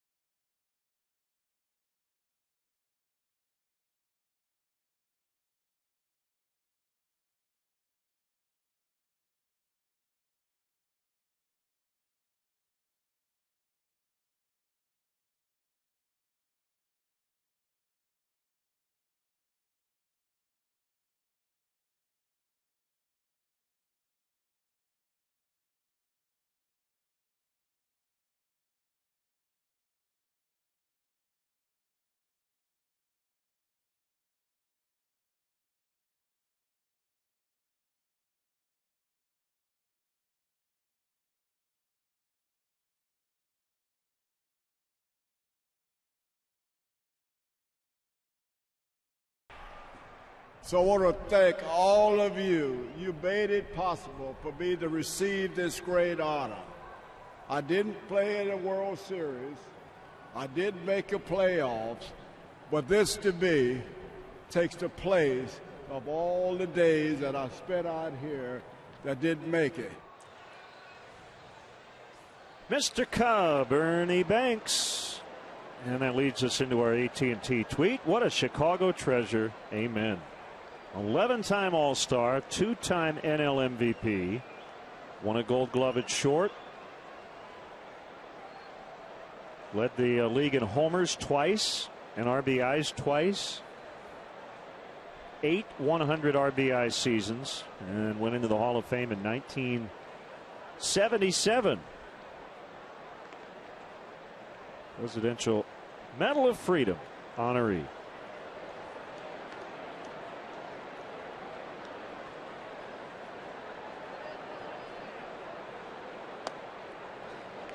Underway in the Reds' 6th, 1 ball, no strikes on Ryan Hannigan.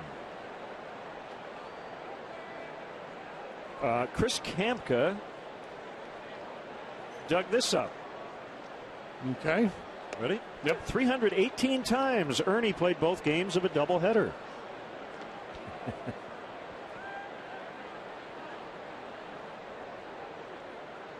An aspiring model. So when he said let's play 2, he basically did it 2 full seasons.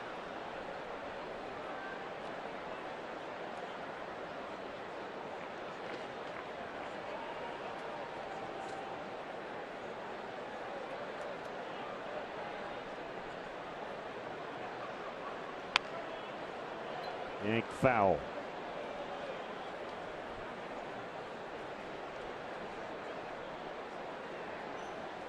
When Ernie hit 19 homers in 1954, that set the record for National League rookie shortstops. Here's a good trivia question. He held that record for 53 years. It was broken in 2007 by rookie shortstops. Rookie shortstops. He hit 19 in 1954, but somebody broke his record in 07. National League shortstop. Called strike 3. I'm just pounding you with the trivia tonight. Troy Tulowitzki. Yep. Banks was the first National League shortstop to have a 30-homer, 100 RBI season. First ever. The National League started in 1876. Troy Tulowitzki did it in 2011. Yeah, Ernie was he was Barry Larkin before Barry Larkin, and A-Rod and Trammell and all Cal those guys. Ripken, That all kind those of guys. offense at the shortstop position was very rare back in the day. Bailey fouls.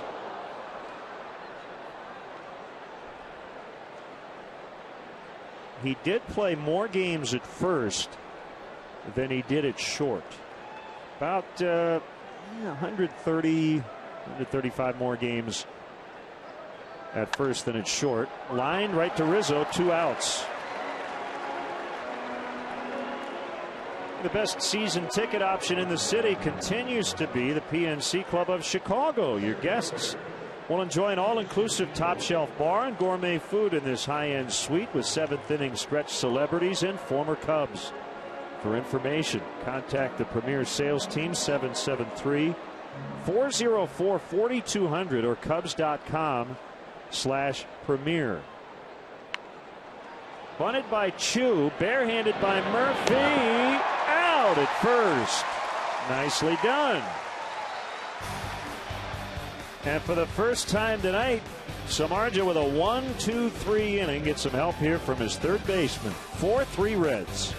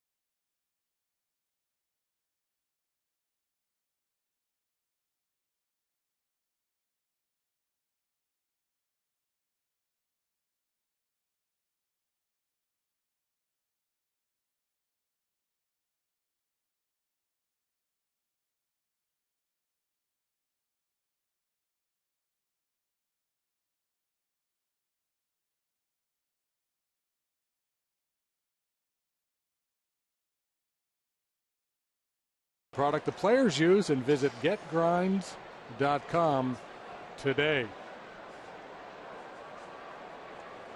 Tight ball game, 4-3 Cincinnati. Jeff Samardzija. One of those nights where if he can just hang around for a while, maybe that can get him out of his recent slump. It has not been easy, but getting better as the night has gone along. And his team trails by just a run. Anthony Rizzo takes ball 1. I thought when he took the mound for the 6th that would be his last inning for sure, but after getting a quick 3 up, 3 down inning, maybe they'll send him back out there for the 7th.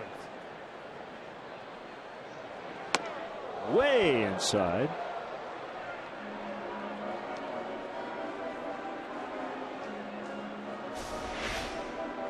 An attention getter for sure. Watch those ribs.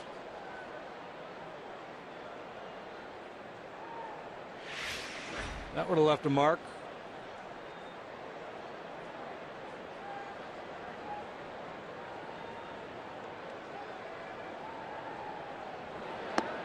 Three balls, no strikes.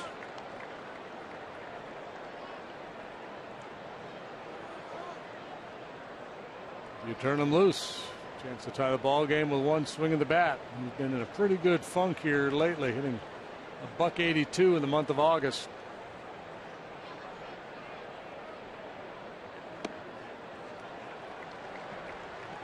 Leadoff walk. The first walk of the night for Bailey.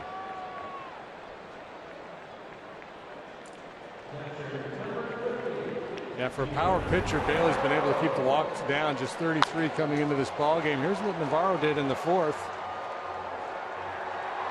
His 10th home run of the year. Also singled and scored in the 2nd.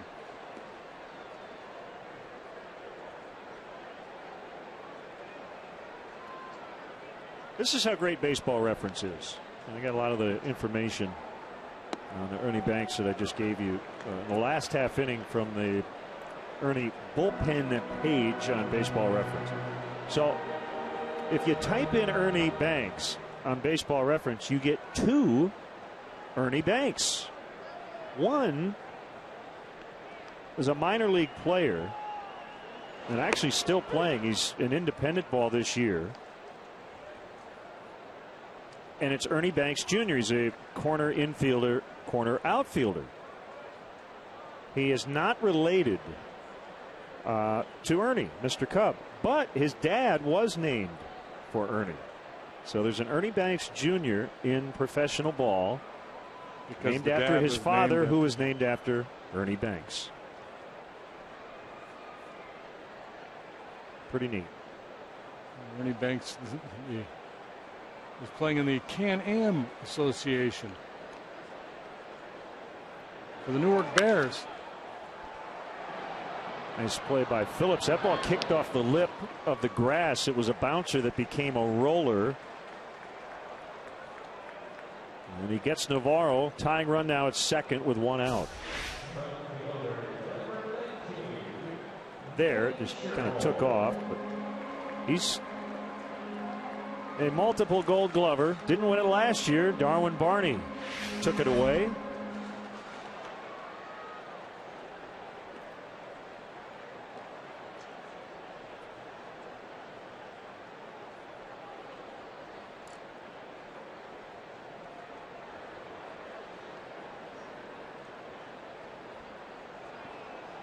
Couple of shots here to tie it up. Scherholtz and Castro.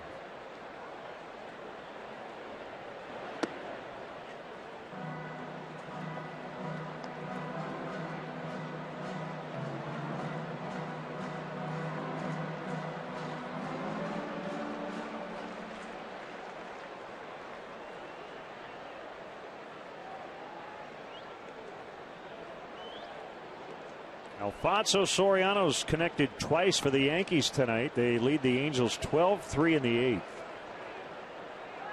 He now has 5 homers back with the Yankees. Recently picked up his 2,000th career hit.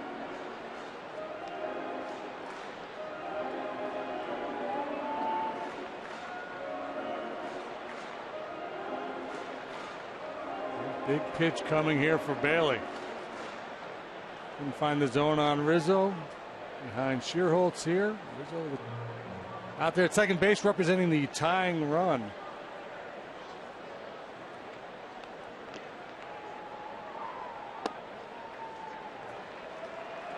Three and 0.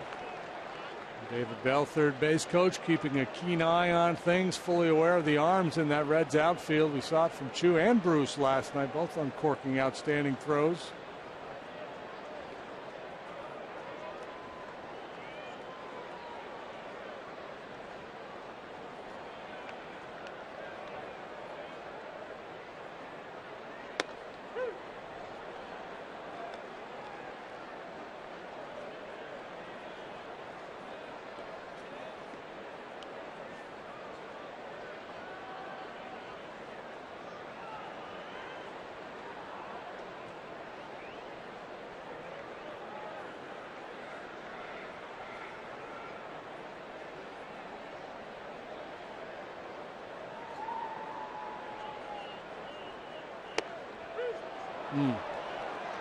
Full 3-2. Nice job getting back into the count by Bailey. A little baby slider on 3-0, and then paints the outside corner at the bottom of the knees, borderline. I know Nora, the home plate umpire, has been a little generous off that outside edge tonight. The left-handed hitter's up.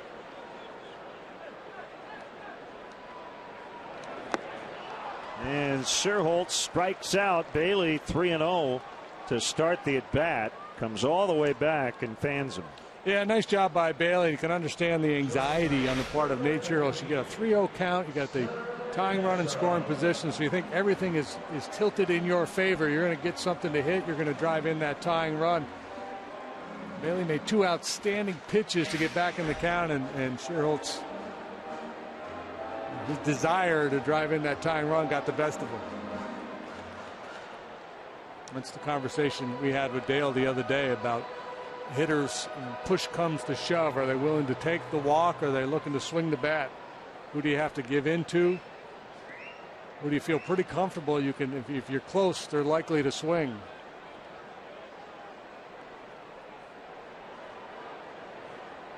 Nate doesn't walk much.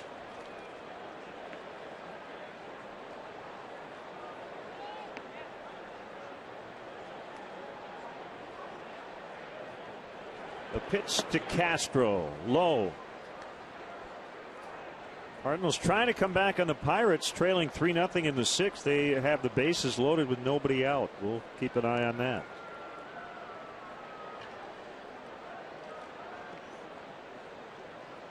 Here it's 4-3 Cincinnati.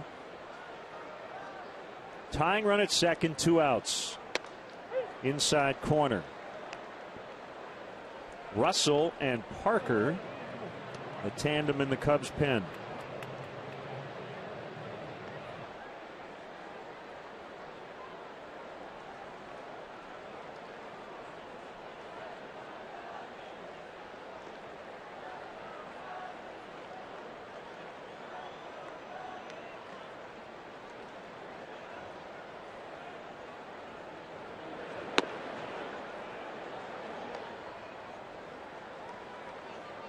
Day game tomorrow. Bronson Arroyo and Chris Russin. 1:20 first pitch.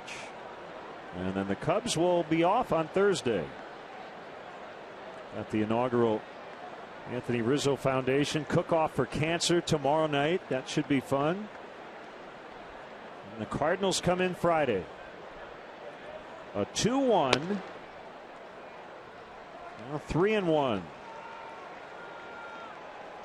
And if you're coming out this weekend or watching on television, here are your game times. Friday 3:05, and we'll have it for you right here on Comcast Sportsnet. Fox on Saturday, WGN Sunday, but you see 3:05 Friday and Saturday, 1:20 on Sunday.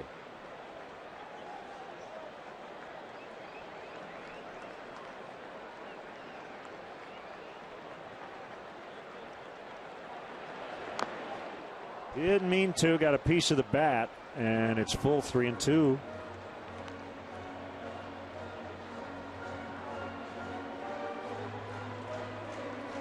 Ryan Hannigan, the catcher, has an outstanding reputation, good receiver, smart back there, and I see a lot of catchers and pitcher tandems doing this now with Castro. Fastballs in.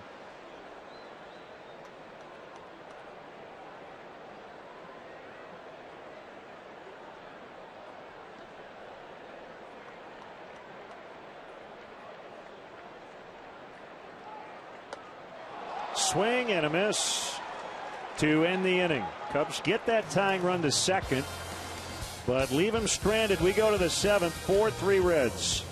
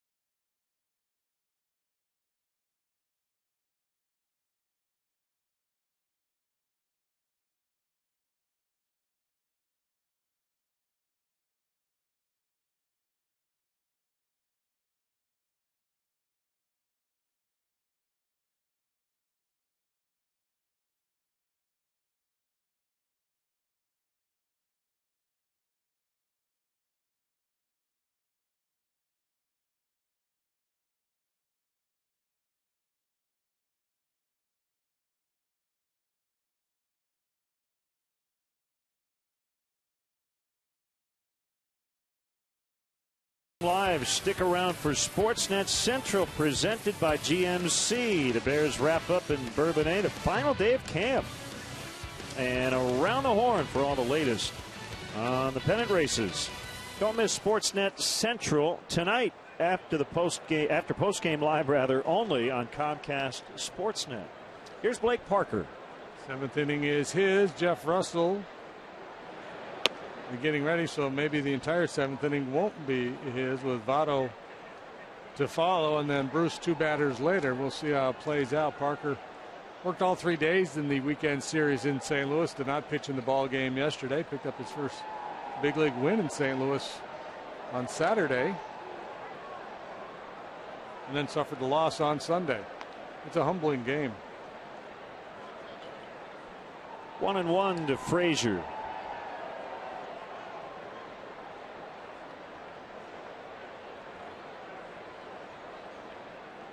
.110 pitches for Samardzija in his 6 innings of work tonight. Ended a lot better than it started. Sure did.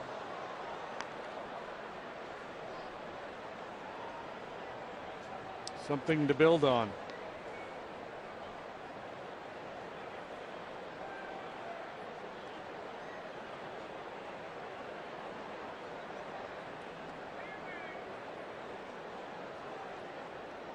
Jeff's next start will come on Sunday against the Cardinals. I think we have an off day Thursday, so no, it might be Monday against the Nationals, assuming everybody stays in line.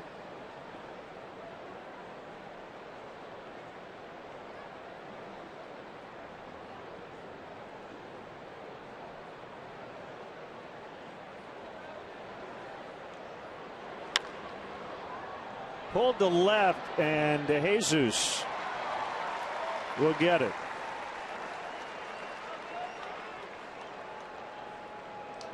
One out, it'll bring up Votto. 1 for 2 with a double, a walk, and 2 runs. An all-star for the 4th consecutive year.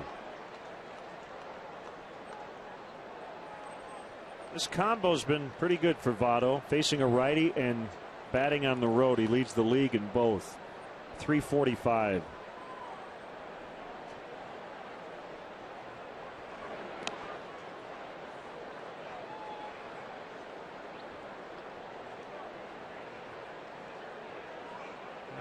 The fun Joey Votto factoid, and I think he has not hit an infield pop-up yet this year. What about in the 4th inning? Well, that was the first one. Yeah, he popped out to Murphy. That was the first one. We should have had a ceremony. Well, I knew earlier this year they were talking about the fact that he hadn't hit a single infield pop-up, and I'm checking fan graphs, and his infield pop-up percentage was 0. We just witnessed history. He did. He's a line drive machine.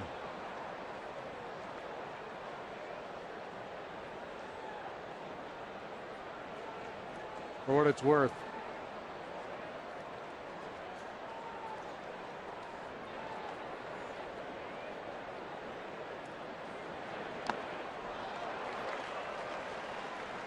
And he strikes out. Navarro held on to the foul tip. That split finger pitch, a good weapon for Parker against the left-handed hitters. He's a 3-pitch guy, fastball, slider, and a split. This is a developing pitch for him, getting more and more comfortable with it. And finishes off the tough Joey Votto, and that's where you want it, on the plate but down.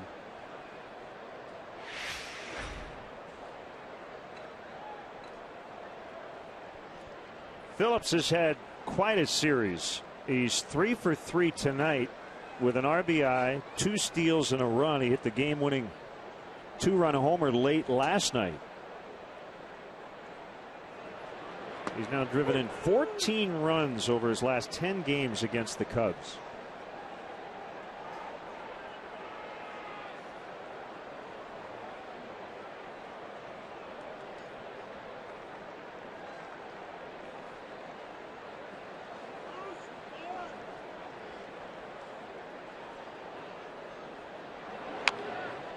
Tapped foul. Let's get our Coors Light freeze cam. Looked like he was out on this particular play and maybe injured himself in the process, but he was called safe.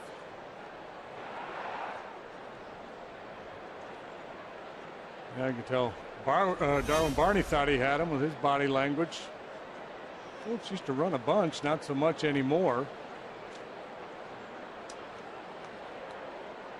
The 0-2 swung on and missed. Strike 3. Time for the stretch.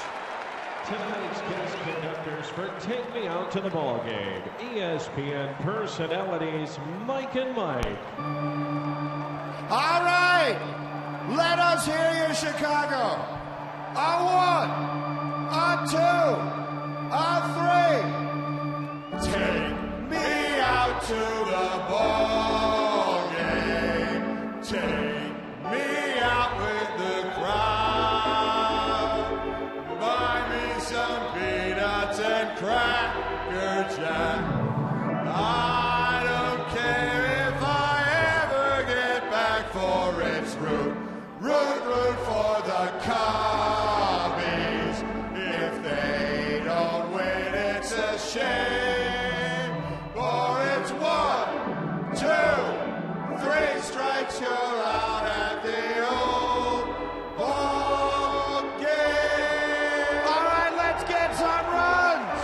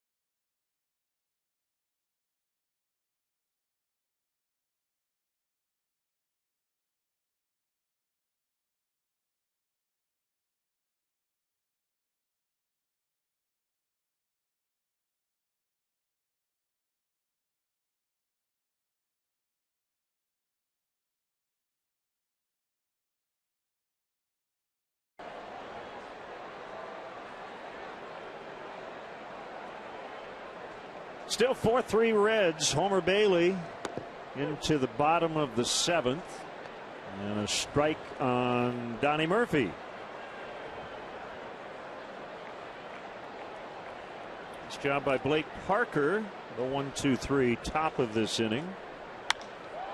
Murphy sends it deep to right. Bruce back on the track. That baby's gone. And he's tied it at 4. Donnie Murphy with his 4th homer already as a Cub.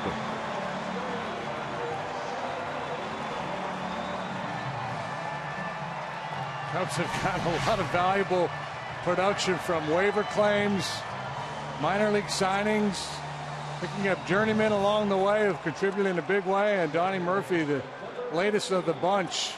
Ford home run replay, his 4th.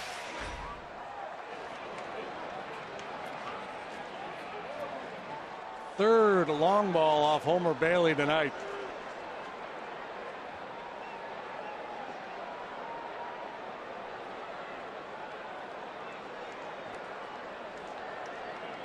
So they've tied it twice on home runs. The Cubs have hit 3 in all.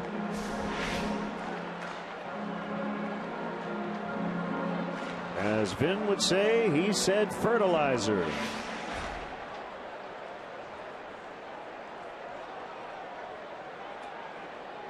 The 0-1 in the dirt. 1 ball, 1 strike on Barney.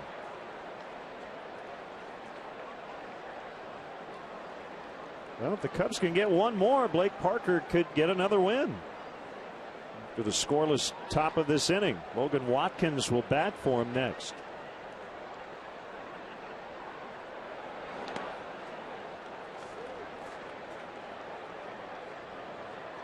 The Cubs lead the league in home runs. Now is 75. Hard to remember that the last few days, considering the Cubs had been shut out in 3 consecutive home games. 4 of their last 9, coming off a miserable homestand against the Brewers and the Dodgers. Went out and played .500 on the road. Won that series in St. Louis. Donnie Murphy has now hit 4 home runs in 27 at bats as a Cub. That's a Ruthian pace. Yeah. 1 in every 7.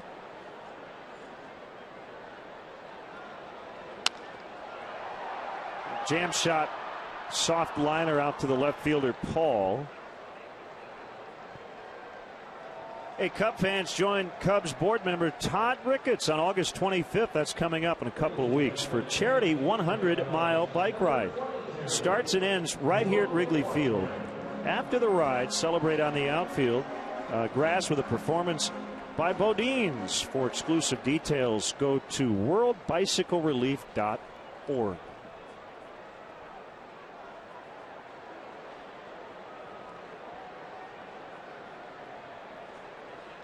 Watkins for Parker. Russell next on the mound in the 8th.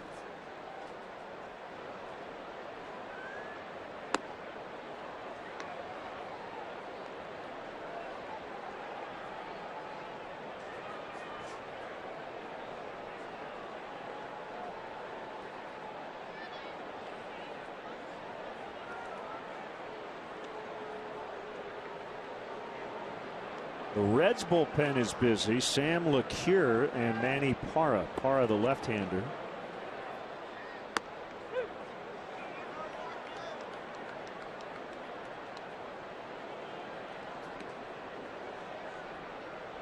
Identical line scores, 4-6 and 0 for both teams.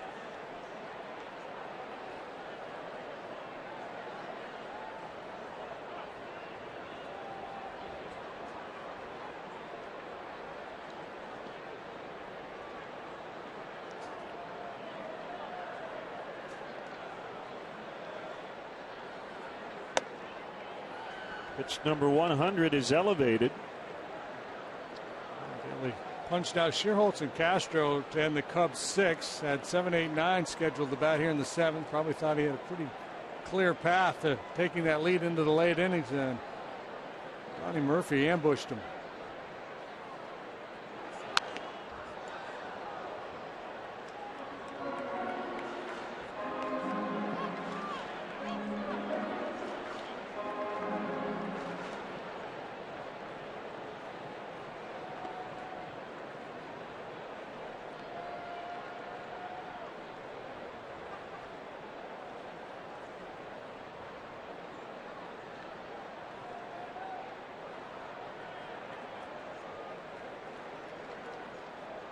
2-2. Backdoor breaker missed the outside corner. It's full with DeJesus on deck. Watkins, a Cubs minor league player of the year last year. I like his approach. Got a good eye. I like that a lot.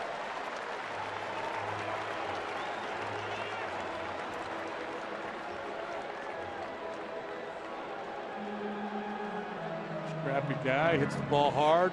Line drive hitter who'll take a walk.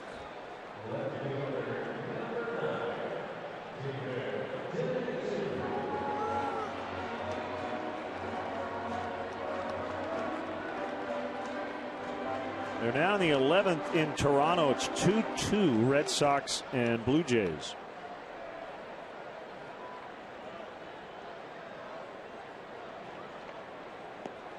Seattle beat Tampa Bay 5-4. I think I saw this right. The two leadoff hitters, Brad Miller and Ben Zobrist, each hit 2 home runs.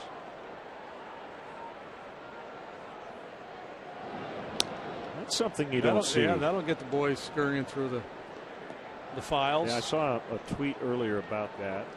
It had only happened a couple of other times.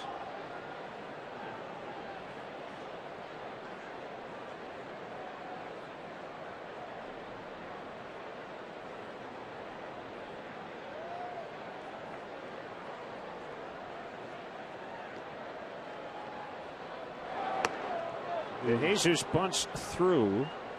45 and 72 White Sox currently have a 3-2 lead over 17-1 Max Scherzer and the Detroit Tigers. And they beat Detroit last night.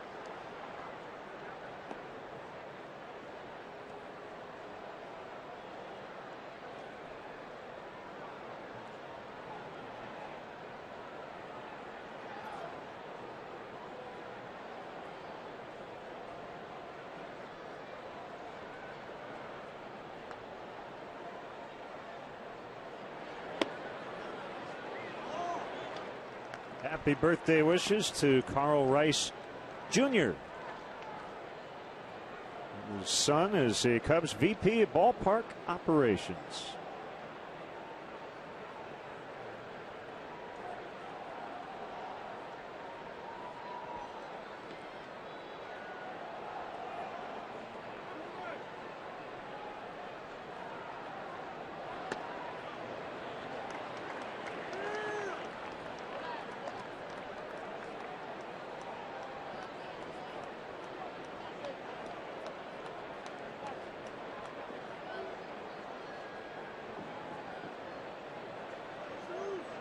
Cardinals got a couple in that 6th inning, so it's 3-2 Pirates now in the bottom of the 7th.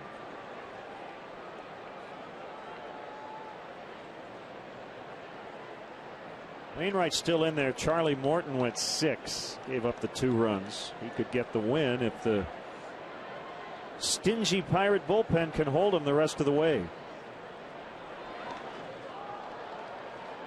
3-1.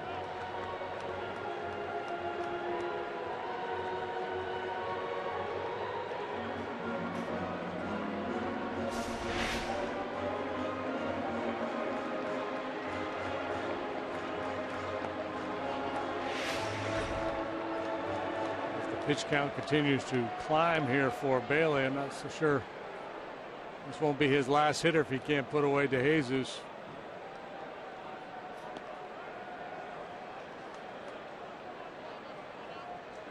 Lake next, then Rizzo. It's a struggling Anthony Rizzo. I don't know what the trust factor is in Manny Parra for Dusty Baker these days.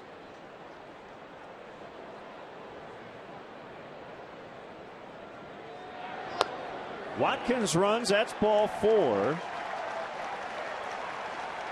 Went into the inning with only 1 walk in the first 6, and he has now given out a couple of free passes back to back, and that should be it. Dusty wants the right-hander LeCure.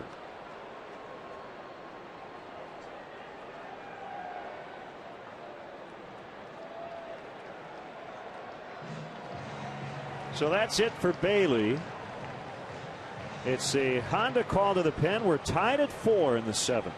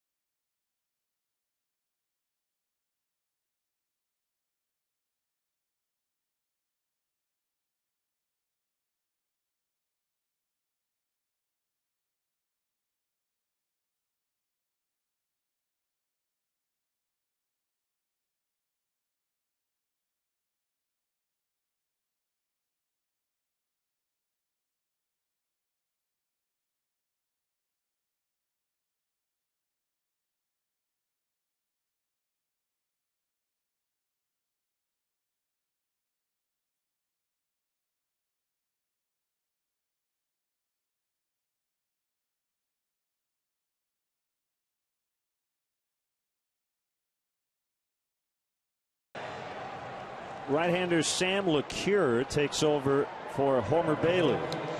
Sam LeCure has settled in nicely into the Reds bullpen the last couple of seasons. A former starting pitcher in the minor leagues. He brings the starting pitcher's repertoire to the relief role. 4-pitch pitcher. Most guys, when they make that transition, they'll kind of limit themselves to a couple of pitches because it's tough to have command of that many pitches when you're working an inning, sometimes 2 innings at a time. But he's been able to pull it off. Curveball is his best pitch.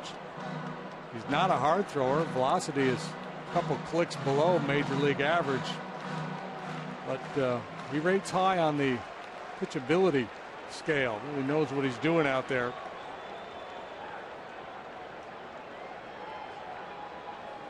Comes in with 2 men on base. Watkins at second, DeJesus at first, and Junior Lake takes ball 1.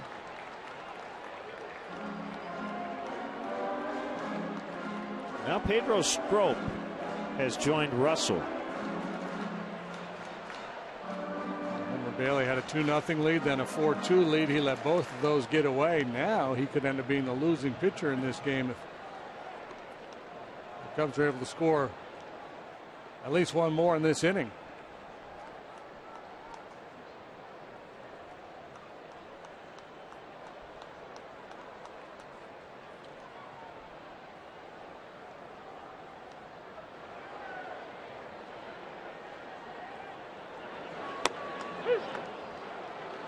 Well located, and it's 1-1. Yeah, he does. He has very good command of his fastball, and that sets up the breaking pitch. Both a slider and a curveball. More curveballs, way more curveballs than sliders. He has a straight change as well.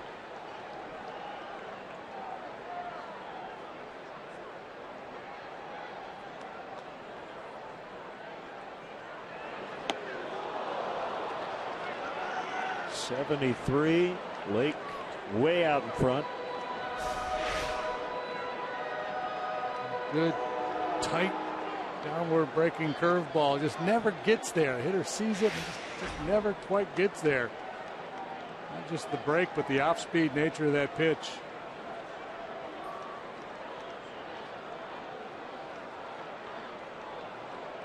Just to go to it as a put-away pitch. He puts away Lake. He's going to get him out of there. Going to bring in Parr to face Rizzo.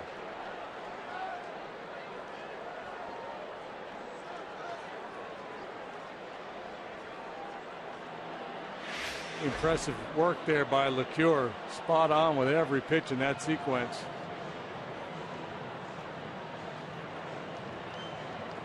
The Honda call to the pen, part 2. Here comes Manny Parra.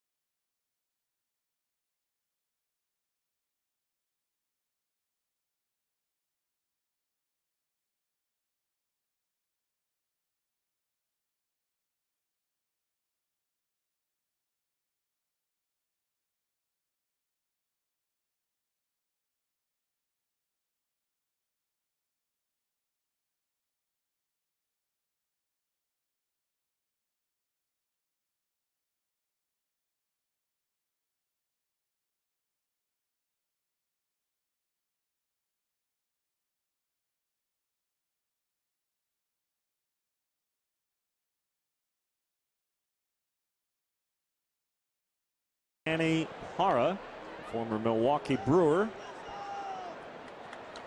Parra 1 and 2 with a 3.56 ERA, and the numbers are good 40 strikeouts in 30 innings, and Parr, he was a great example of what I was talking about. He too, like LeCure, a former starting pitcher, and he used to throw everything: fastball, slider, curve, change, splitter. Now he's limiting himself to fastball, curveball, split, and the results are really good.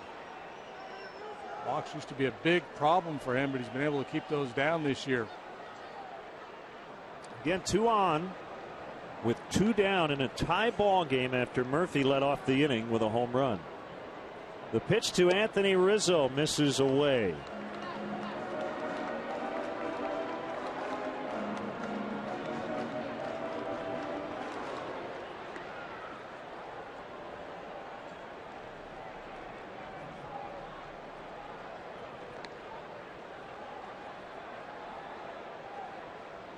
Parr set at the belt. A look at the runner Watkins at second. And the pitch, a strike.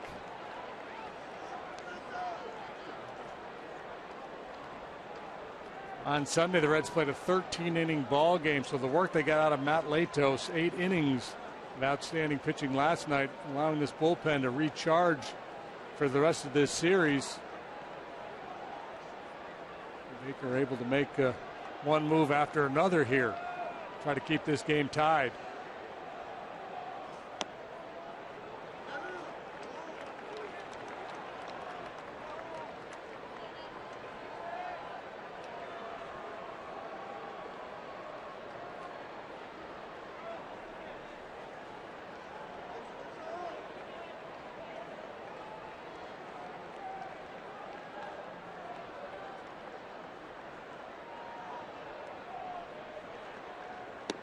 Two-one is in there. 2-2. Aroldis Chapman has worked the last 2 days. 1 inning each time. He's faced 6 batters, struck them all out. They try to stay away from him 3 days in a row, but the way he's been throwing, now ball's loose. Time will be called here. Not sure if he would go to Chapman tonight or not. It's J.J. Hoover, the big right-hander, getting loose now. Hoover in a terrific scoreless streak.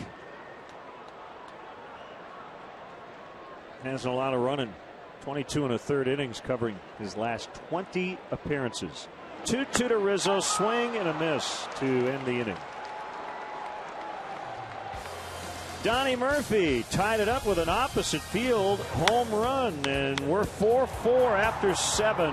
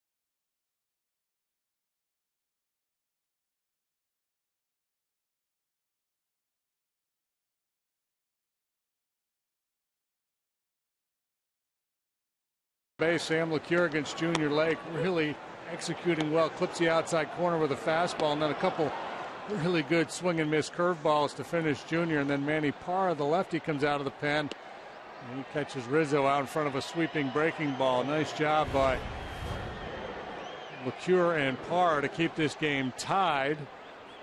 And that mission will also fall to James Russell, 60th ball game he has appeared in. Russell 1-3 now with a 2.74 ERA. Well, the major league leader in appearances going into action tonight, Scott Rice, a left-hander with the Mets. So Russell right at the top of the appearance board in the majors. Appeared in 77 ball games last year, 64 the year before.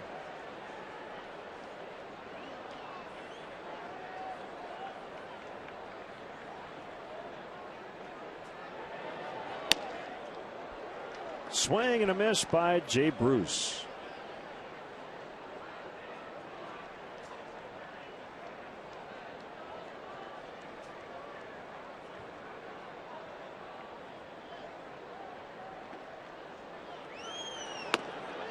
Swing and a miss by Jay Bruce.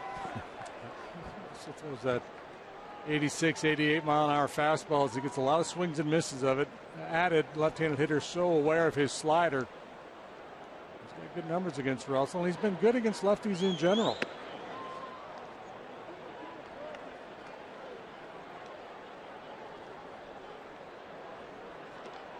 Typically find is that left-handed hitters, even if they hit for a decent average, the power numbers go way down against lefties. But Bruce has hit 7 or 8 home runs off of southpaws. High that time. It's 2-2. 8 of them. That's pretty good stuff there. Go back to 2010. He's at 42. Long run for Murphy. Going against that shift, and he'll make the catch. Had to leave his feet briefly in foul ground, but has it for the out.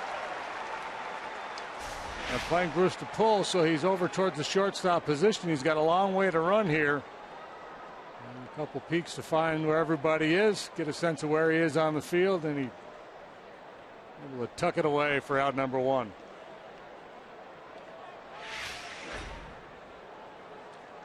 At Cubs is proud to once again present Social Media Night in the Budweiser bleachers. As part of the Social Media Night special event ticket, you'll receive an exclusive Cubs Social Media Night t-shirt and access to a pregame social event featuring Michael Wilbon and Darren Ravel. Raffle prizes include a first pitch before that night's game, autographed memorabilia, and more. Visit Cubs.com/special events for details. Chris Heisey was announced. The pinch hit for Xavier Paul. And with that, Dale will go with Pedro Strop. Honda call to the pen. The Cubs make a change. We'll be back.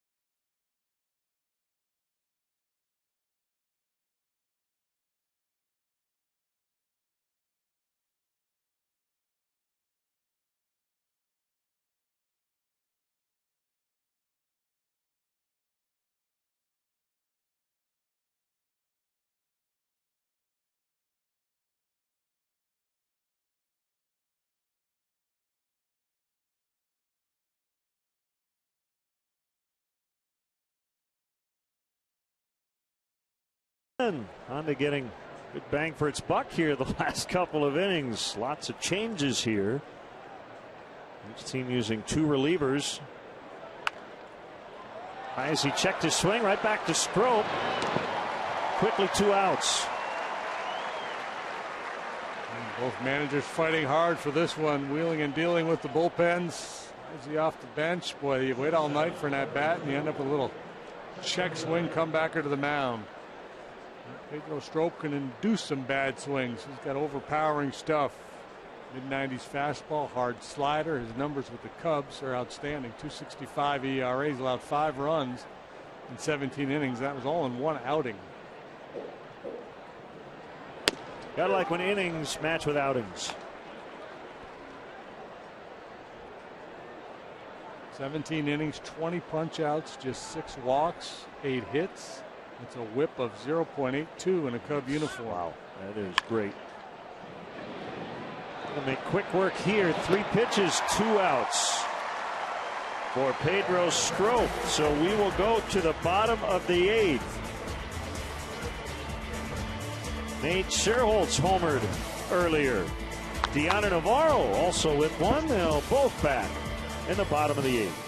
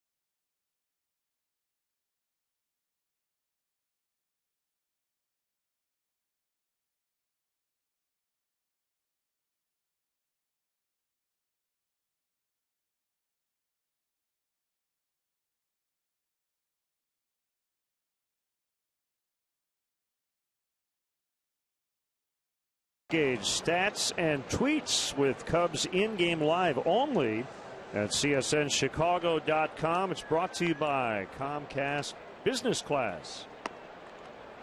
Heisey stays in and plays left after batting for Paul.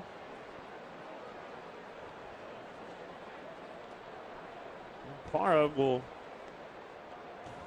face at least Deanna Navarro, and after him Nate Scherholtz, so makes sense to have him come back out there if you're Dusty Baker, although Navarro again has been terrific right-handed. And it's kind of pick your poison with Navarro these days. The numbers right-handed are off the charts. Left-handed, he's been solid too, including a single and a home run tonight.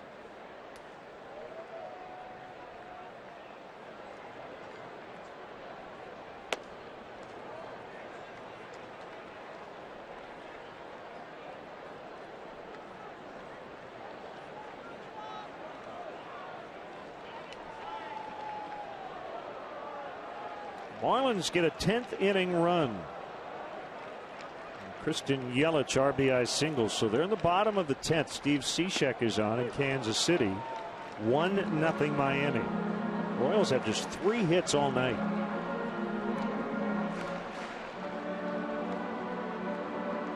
Did Miami just snap Atlanta's long winning streak with a 1-0 win the other day? They did on a wild pitch. You know what that is? That's opportunistic offense and timely hitting.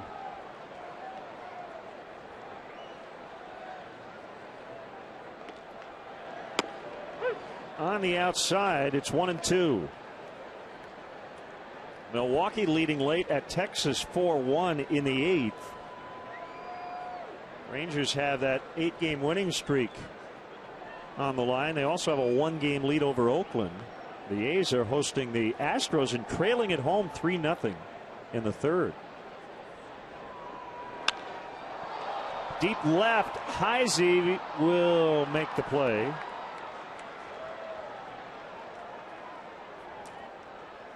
Broke in initially, had to retreat a little bit, but had plenty of time to recover. That'd be big news if the Astros beat the A's. That hasn't happened very much. No, they are 11-1. The A's are against the Astros this season. Let's see what the Astros have done against all their new division opponents. They're beating the Angels pretty good early on. 7-6 against the Angels, 1-11 versus Oakland, 2-11 against Texas, 5-7 versus Seattle. So the two teams at the top have done a nice job in beating up on the last place Astros. And when I say last place, they're 16 games behind the Angels, who are in 4th. On pace to lose, I believe, 110 the last time I checked. 0-2 on Scherholtz. Astros with 80 losses. White Sox have 72. The Fish have 73. So the Astros in pretty good shape in terms of securing the #1 overall pick in the draft for the 3rd consecutive year. They have been already beaten 25 times by 5 or more runs. Putting new manager Bo Porter to the test. Boy. Scherholtz strikes out, and that will be it for Parra, with Castro due up. Manny Parra with an inning of work, and was perfect, as Cesar Asturias will come in for Cozart, and as part of a double switch.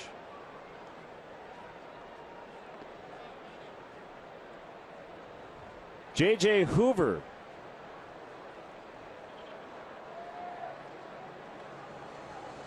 Hey, guess what it's time for? I'm going to go with the Honda call to the bullpen. That's right. The Honda call to the pen. We'll be back.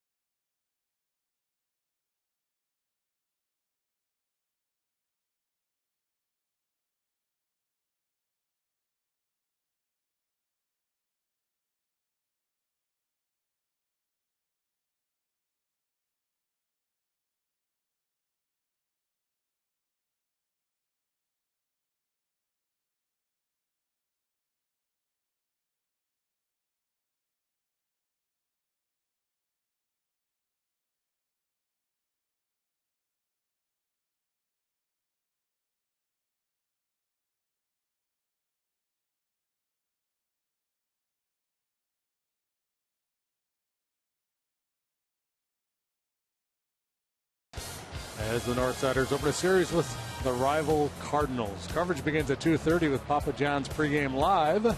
Don't miss Cubs Cardinals Friday at 2:30 on Comcast Sports Net. Honda call to the pen time.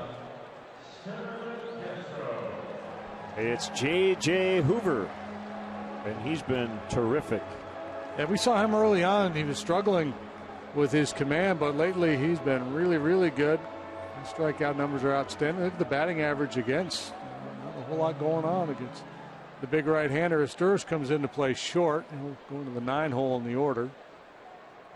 Nobody on, 2 down, and Starlin Castro takes ball 1 on a fastball away. 22 1/3 scoreless innings over Hoover's last 20 games. Longest scoreless streaks by a Reds reliever this season. Struggling with his fastball command when we saw him. It was a lot like that, working underneath the ball, leaving it up in the zone. It's his fastball, high percentage of the time. Also, we'll go to that curveball. It's his prime secondary pitch. There it is. Boy, Castro ducking out of the way. Thought that was going to be a head-high fastball. How about that on 2-0? It's a strike. If you can get it over, there's no hitter who's going to be looking for that.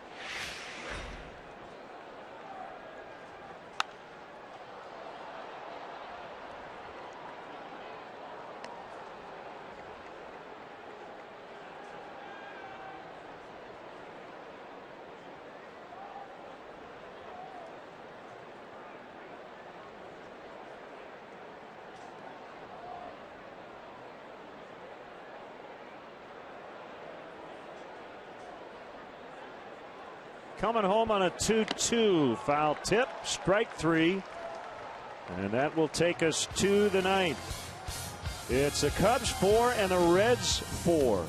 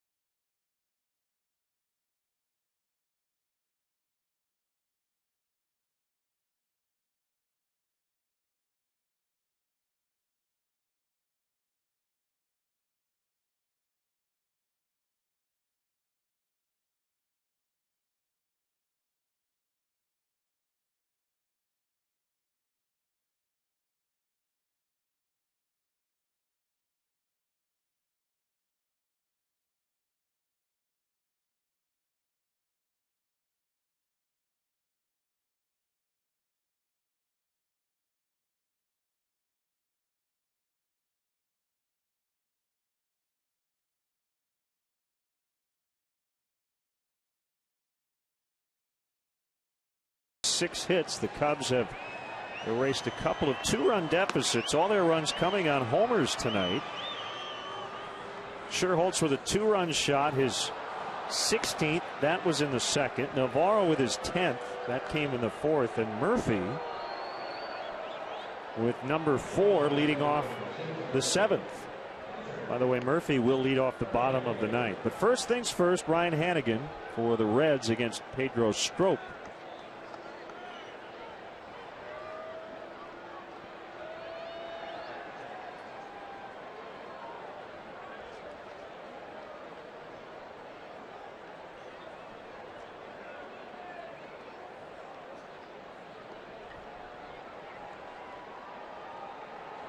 Wondering earlier if Aroldis Chapman was available tonight.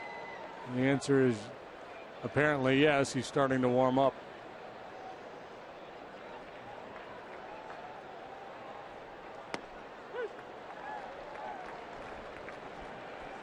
Topped out at 101 last night on multiple occasions.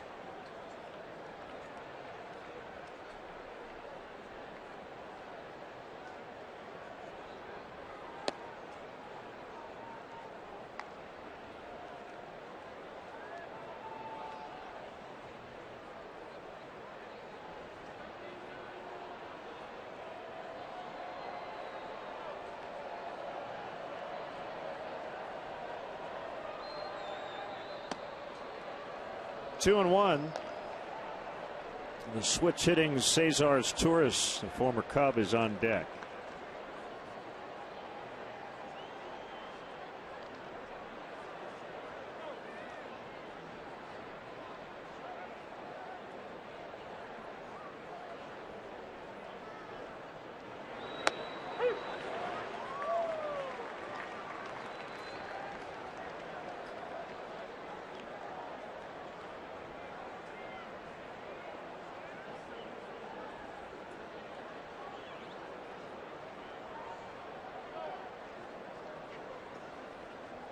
Kevin Gregg had been up in the bottom of the 8th. If the Cubs had grabbed the lead, he would be working this 9th inning. 3-2 on Hannigan.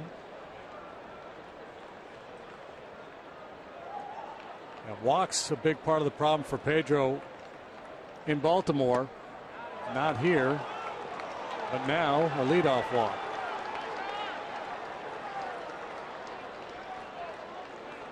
Might we see Mike Leake? No.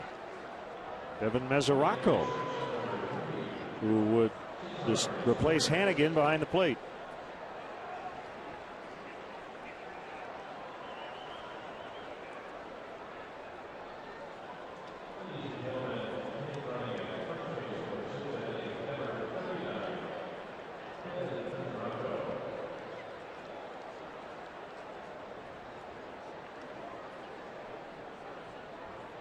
I'm guessing a bunt. So are the Cubs. Murphy weigh in. Rizzo's ready to come, but has to hold the runner on the bag.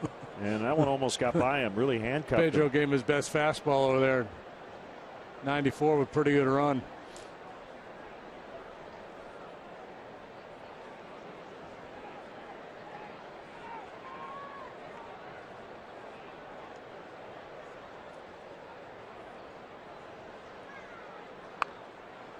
Bunted foul.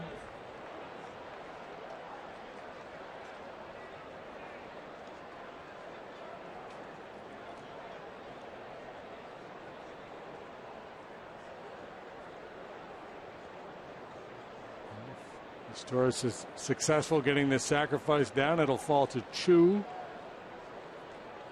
and or Frazier to deliver the go-ahead run for the Reds. Murphy really sneaking in hard at third. Throw goes to second. Out there.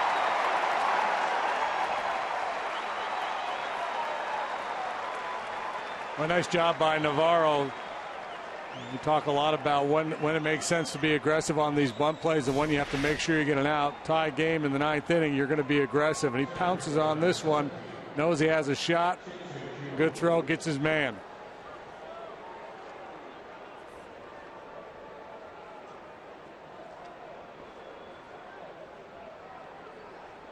Yonder Navarro having one fine ball game here tonight.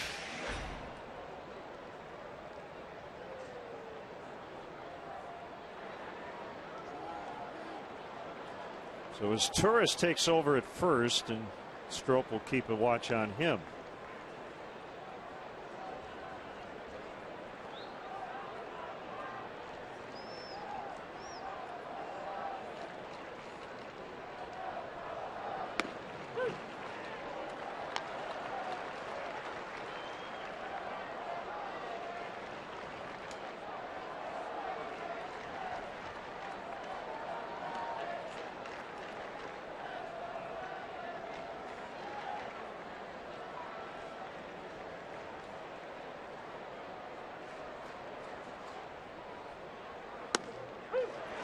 Well placed at 95 on the gun. 0-2.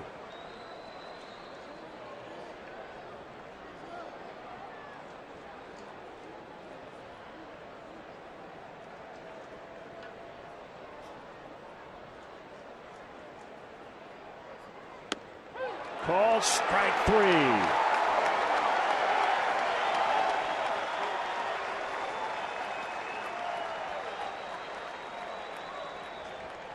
Second time Chu has gone down looking. tonight. Back in the fourth, it was a fastball off the outside corner. This time, slider settles onto the inside edge to finish him off. Nice pitch by Strope.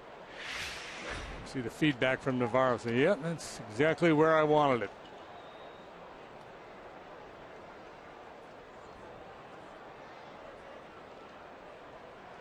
Frazier with 2 outs takes a breaking ball for strike 1.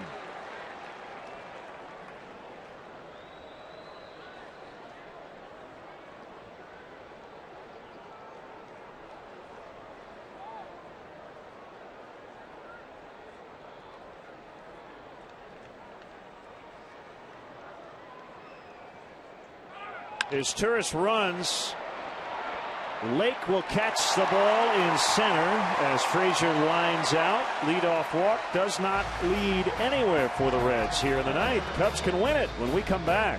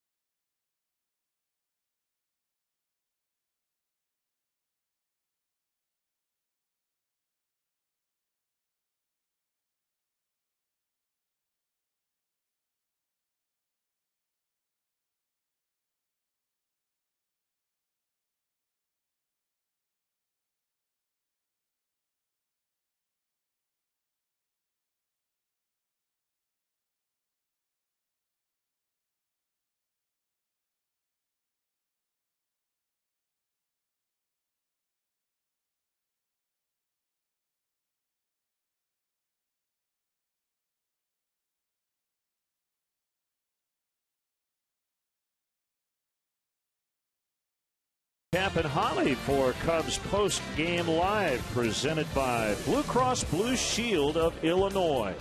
Cap and Holly break down the game, give you their take on the day's action around the league. Cubs post-game live right after the game on Comcast Sportsnet. Devin Mesoraco came in to run for Ryan Hannigan, so they upgraded in the speed department, but now they've got a catcher behind the plate who has not been in the flow of the game. It proved beneficial for the Cubs. High in the air to center. Crowd got up, but Chu makes a catch. That deep. He just got under it, though. Yeah, I'm a little surprised they attacked first pitch fastball there with Hoover's curveball. And the way Murphy's been hitting the fastball, I thought maybe they'd put a little wrinkle in it. And that's the point I was trying to make with the move with Mesoraco. Hannigan's been back there all night. And obviously has a feel for the Cub hitters and the way they're going about things tonight.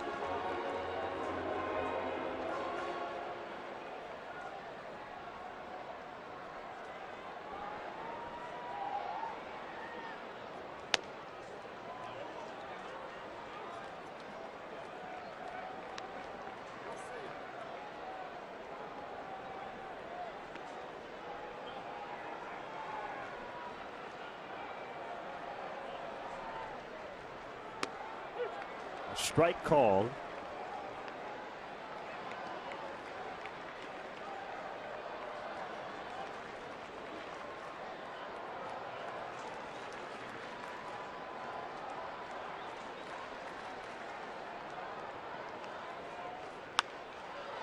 Fly to right, but the wind will push it well out of play.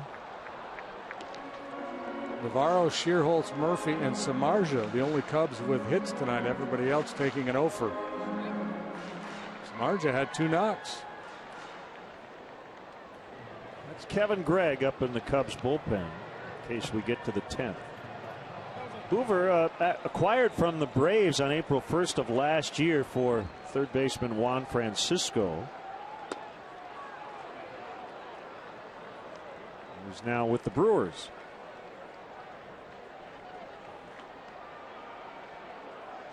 Went into this season as their number 7 prospect according to Baseball America.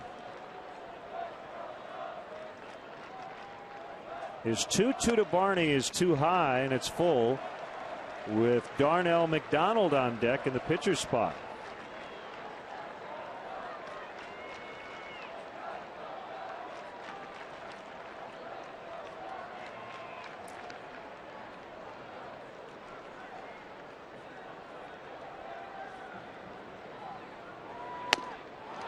Now tip strike 3, and the former Red McDonald will step in as a pinch hitter. Riding fastball up in the zone. You got to force Hoover down. Tough to get to that pitch.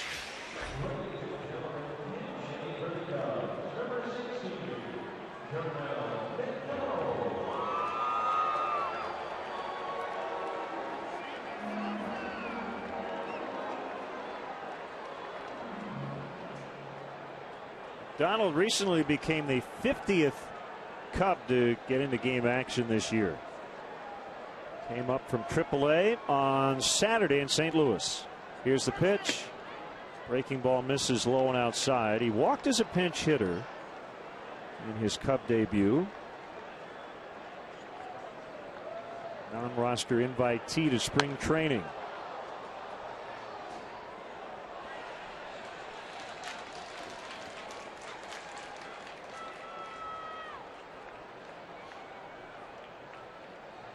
Pretty solid numbers in the pinch for McDonald. 34 years of age, been around with a number of different clubs. There's that good hook.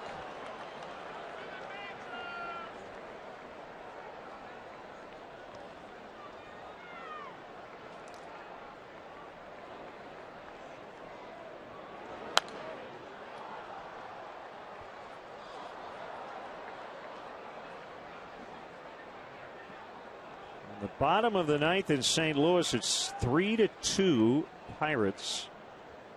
Tying run at second, 1 out. The Cardinals, when trailing after 8, are 0-40. Mark Melancon is on. Ground ball up the middle is Turris will field, and he got him. Heck of a play by the veteran shortstop is Turris. That'll take us to extra innings. It's 4-4.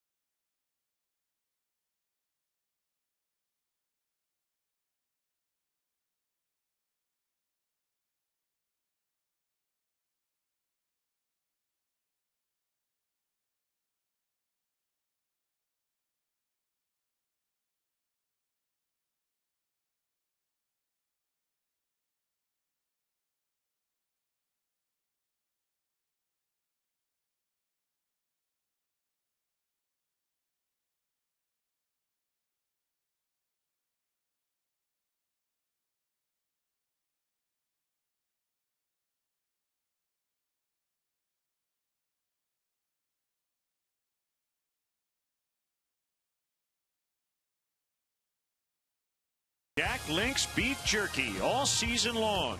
Jack Link's Beef Jerky. Feed your wild side. Cubs 7-3 in extras. The Reds are 8-8. as Kevin Gregg will work the top of the 10th. Kevin 2-3, 298, 25 out of 29 in save opportunities. Once you get into extra innings in your home ballpark, there are no save chances. Bullpen has been outstanding tonight.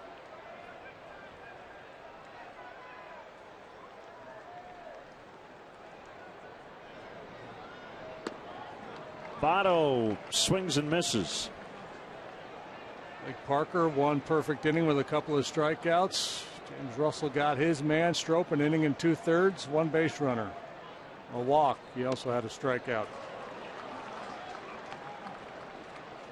The last game that went into extras, 12 innings, a 7-6 win at Arizona on July the 24th.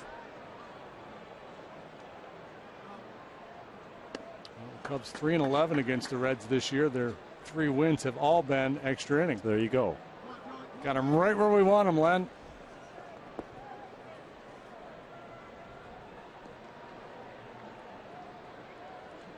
Gregg's 1-2 is wide. 2-2. Phillips on deck, then Bruce. Alfredo Simon along with the left-hander Chapman.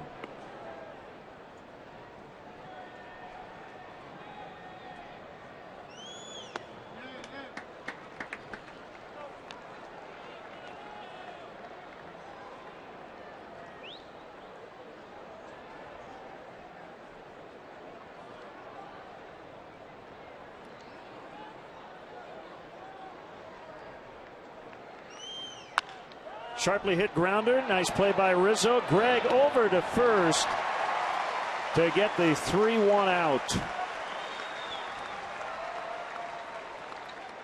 Good fella can play the position. Nice pick, good feed. Very dangerous man retired.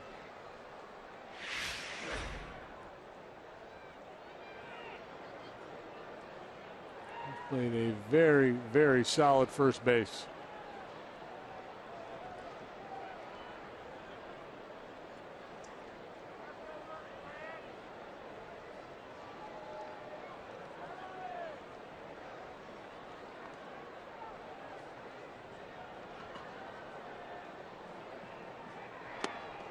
Phillips swinging for Waveland.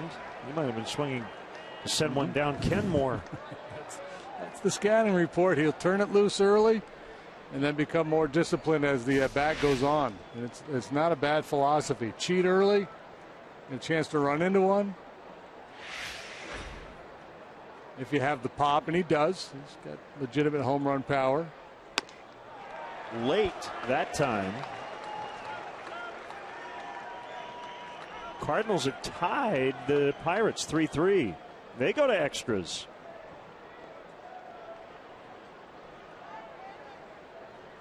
Beef jerky for everybody in the division tonight. Swing and a miss, strike 3.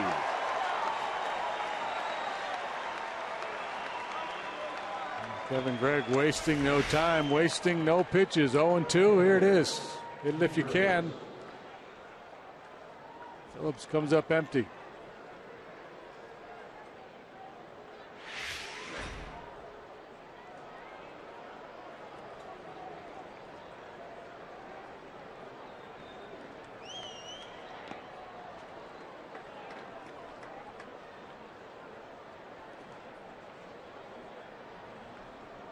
Bruce second only to Alan Craig of the Cardinals the last 2 seasons in total RBIs, and only 1 RBI behind him.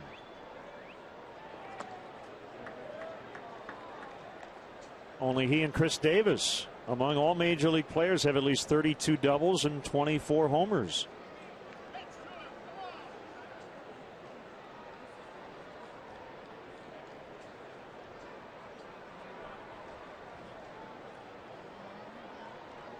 You like percentages? All right. That Jay Bruce swings on his 2-0. I'm going to say an 88% chance. Ooh, I like it. Tie game and extras. Base hit.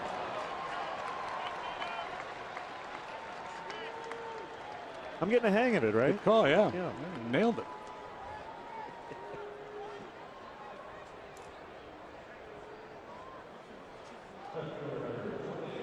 Here's Heisey, who pinch hit in the 8th, rounded out, and is now playing left.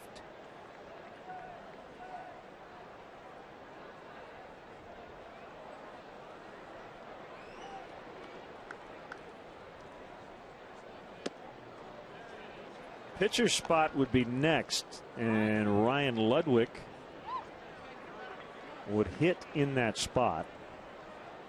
He's now on deck.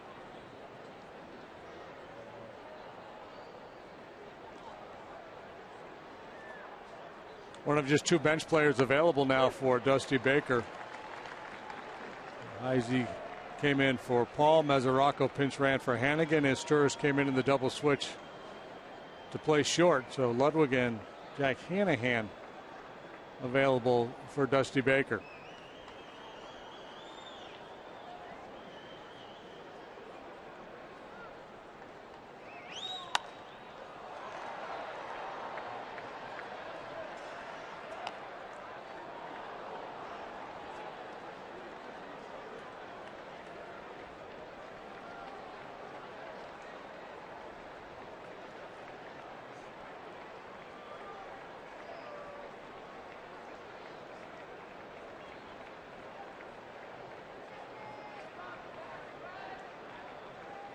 Swing and a miss to end the inning. 2 strikeouts for Greg in the 10th.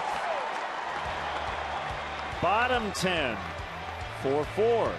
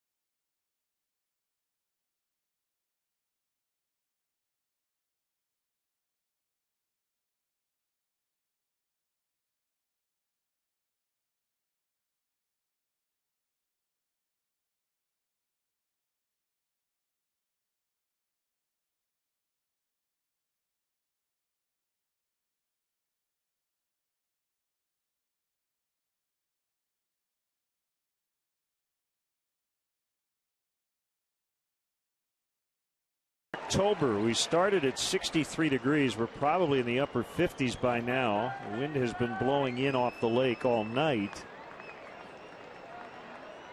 But if you like autumn, and I do, this feels good. This is fine. This is good baseball weather right here. It's good anything weather. De Jesus, Cubs leadoff man, will lead off for the 2nd time tonight. Hoover still working for Cincinnati.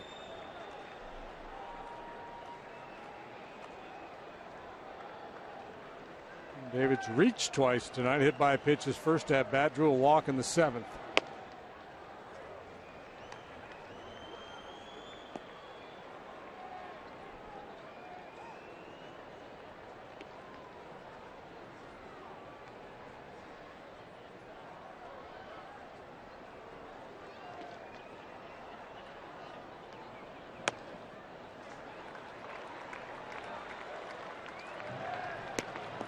Two 2-0. Eduardo Sanchez up.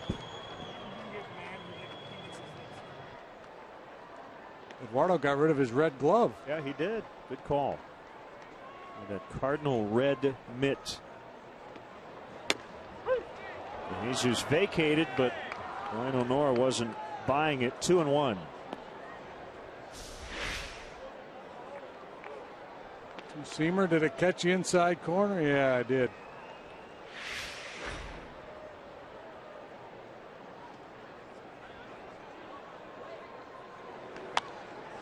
In on the hands and fought off. 2-2. If you like foul balls, Hoover's your guy. With that riding fastball, he gets a lot of balls pop foul out of play. He played to Jesus as an off-field hitter in the outfield, a little deeper in right on the pull side. Most guys, obviously, when they pull it, get out in front, they're going to hit for more power. So Bruce respecting that deeper in right than Chu and Heisey in center and left.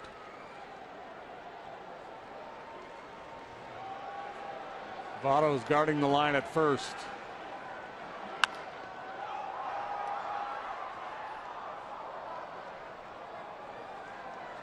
Used to be kind of standard operating procedure in these situations to guard both lines, to take away doubles down the line, but these clubs have gotten a little bit more savvy with scouting reports and spray charts. They realize the likelihood that the hitter's going to go right down the line on the ground the other way is very, very small. Drilled into center and a base hit. The winning run is on with nobody out.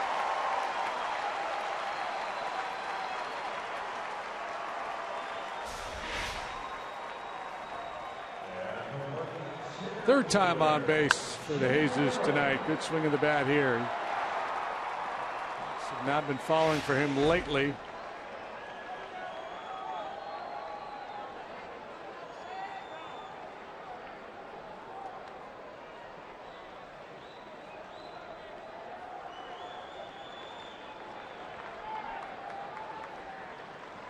Reds expecting bunt.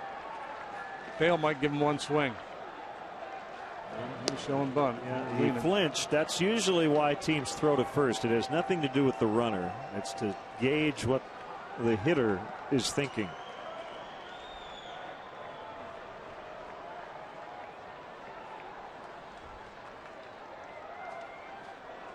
Now would be a good time to take it off and let him swing.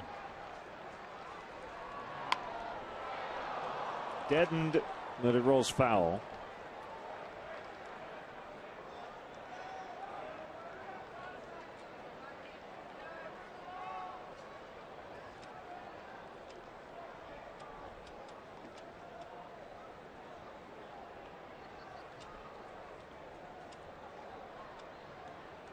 Don't have to be too fine here with this bunt. You know, De Jesus runs well at first. Push it out away from Mesoraco.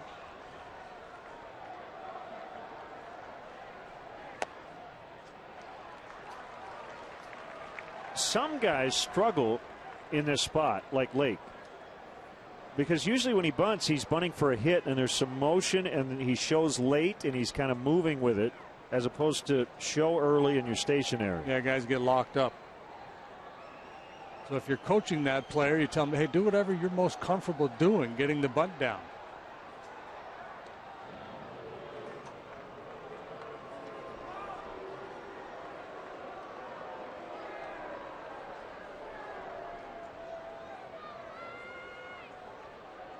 You bunt for a hit, it feels like a very offensive play, but when you show early and you're trying to sacrifice it, it feels like a very defensive play. You're trying to give them an out. And he bunts foul. He's a terrific bunter, but for hits, even though he hasn't shown it here in this AB.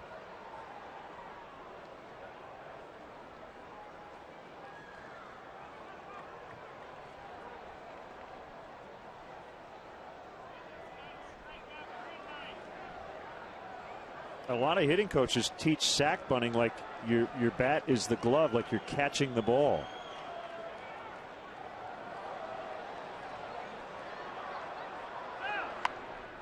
Popped up, but nobody covering first, so that saves the Cubs from a double play.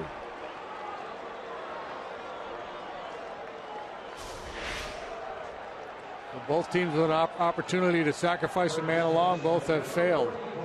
Mesoraco was forced at second on his tourist attempt, and now Junior Lake pops up his bunt attempt.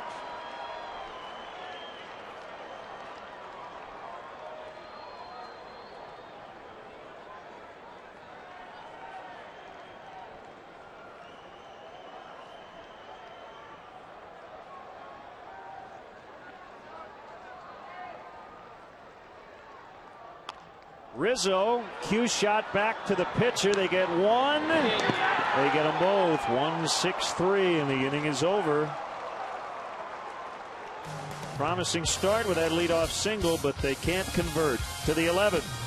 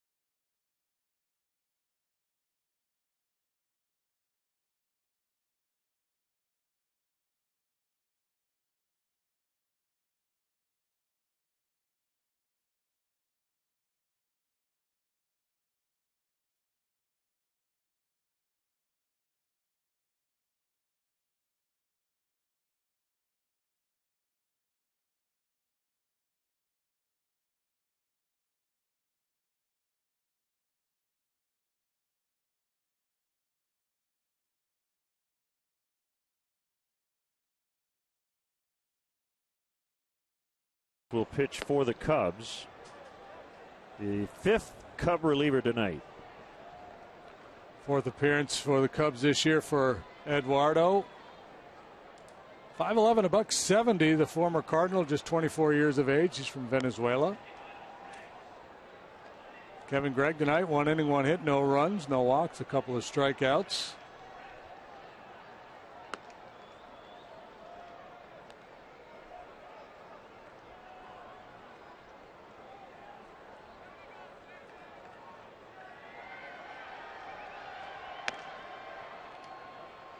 And it will be Ludwig, Mesoraco, and his tourists for the Reds. About J.J. Hoover, 2 1/3 scoreless. The streak continues. Yeah, both bullpens have been outstanding so far tonight. Samardzija gave up 4 in 6 innings. Homer Bailey gave up 4 and 6 in the 3rd. Since then, nobody's been able to cross home plate. Sanchez, fastball, curveball change.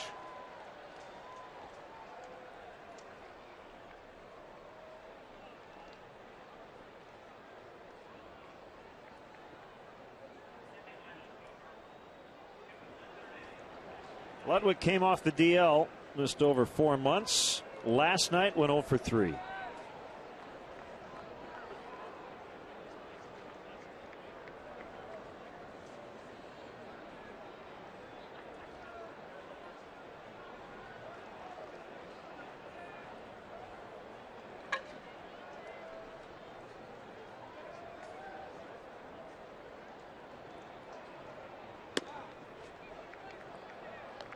And ball 1 outside.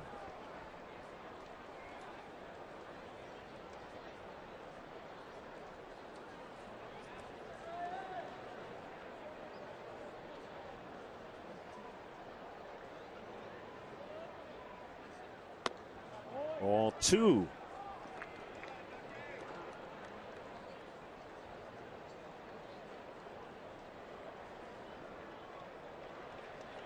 Sanchez born in Maracay, Aragua, Venezuela.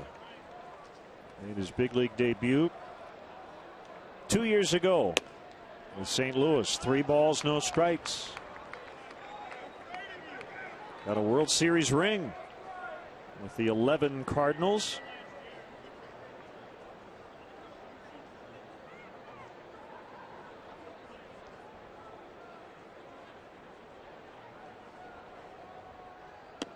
And a leadoff walk. Yeah, against a guy who's just coming back from a lengthy season-long stint on the DL, and he did have a rehab assignment, but did not really do a whole lot there. Last night his timing did not look very good. Sanchez did him a favor, issuing the free pass. And that's been an issue for Eduardo in his career. His walk rate in the big leagues is almost 15%.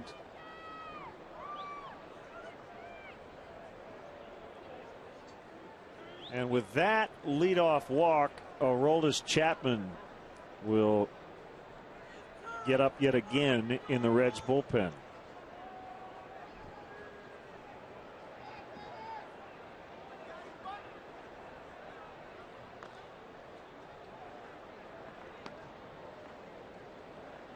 Zarocco was showing bunt really early, kind of knowing that they were going to throw to first. Doesn't mean he'll definitely bunt here. Murphy way in. Rizzo ready to charge.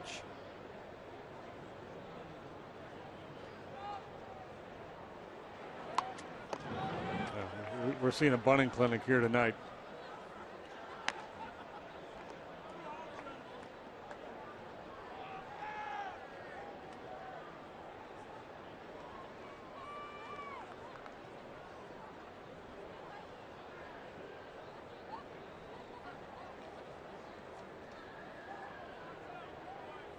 Just when the manager's had enough, he said, never mind, let him swing. One hopper to short, double play. Yeah.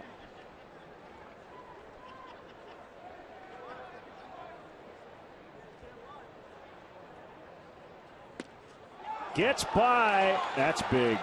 Ludwig takes second without the sac bunt.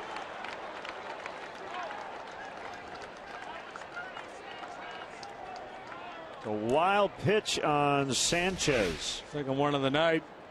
One charge to Jeff Samardzija back in the third. Well, the bunt was off on that pitch. It may be back on here with that runner already at second.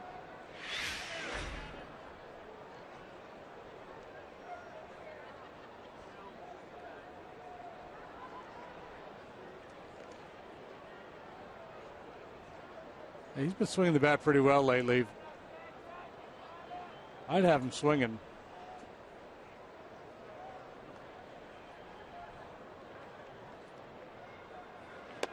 He is, and he missed it. 1-2.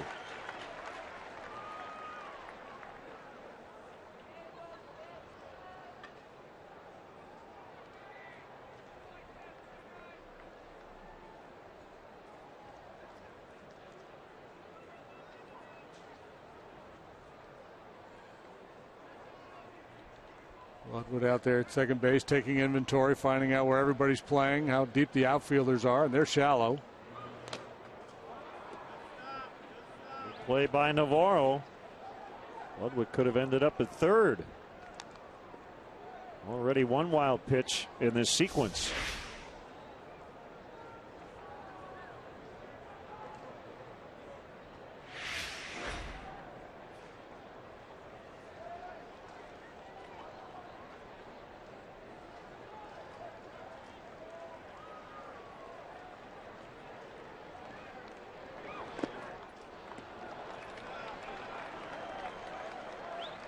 Full count, 3-2 is Turris on deck.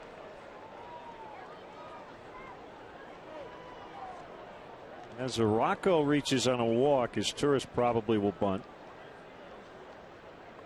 Although he bunted into a fielder's choice in the ninth.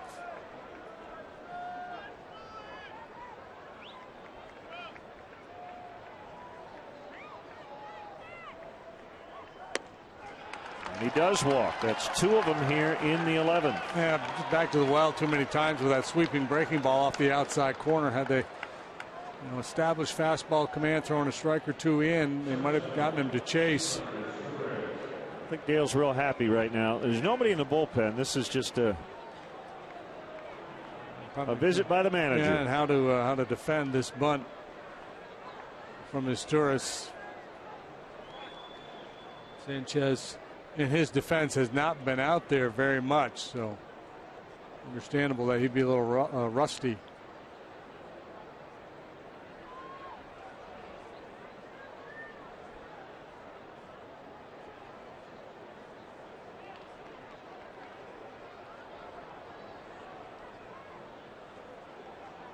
More about the infield and how they'll play this than anything, it appears.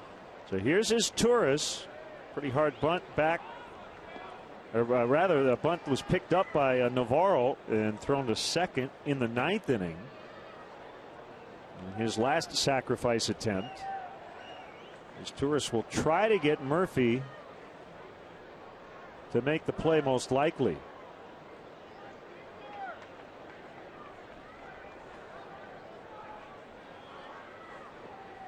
Here comes Rizzo.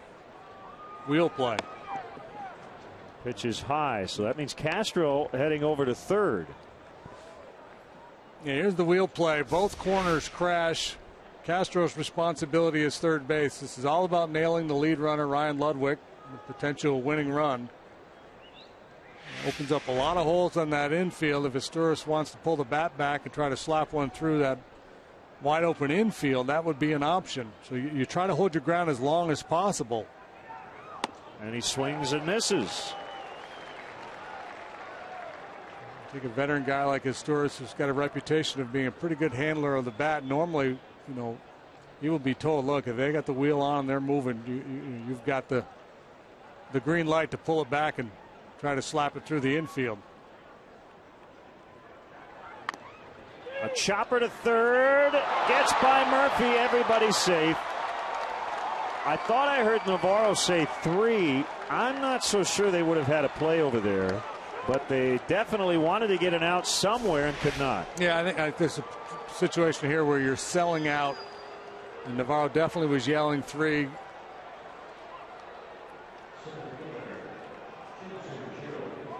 Desperate time. Murphy trying to get that ball turned and position himself so he can make a throw to third base almost all in one instance. He never got the handle. I mean, he got charged for an error there, but they were going to third base all the way, and it was going to be an awfully tough play to complete. So the outcome probably would have been the same. The throw to third might have been to Castro, might have been late anyway, and still would be bases loaded, nobody out. So they've loaded the bases without a hit, and it brings up Chu. And he drills that one out into the gap.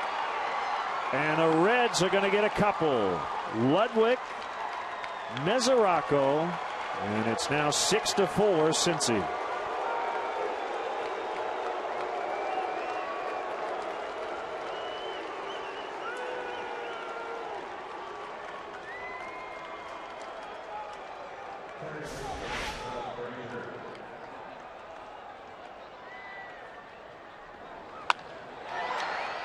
Chu up there ready to hit despite Sanchez's struggles finding the strike zone. He was all over that fastball, middle in. And still no outs. And the Cubs are going to play for a double play chance up the middle. They're already trailing by 2. You're going to have to face Chapman in the bottom of the inning.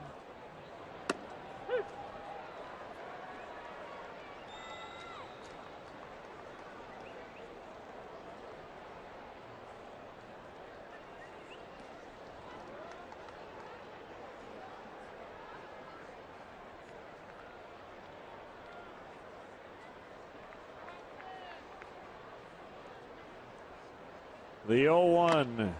Now 0-2. A strikeout here would be nice. You've got Votto on deck.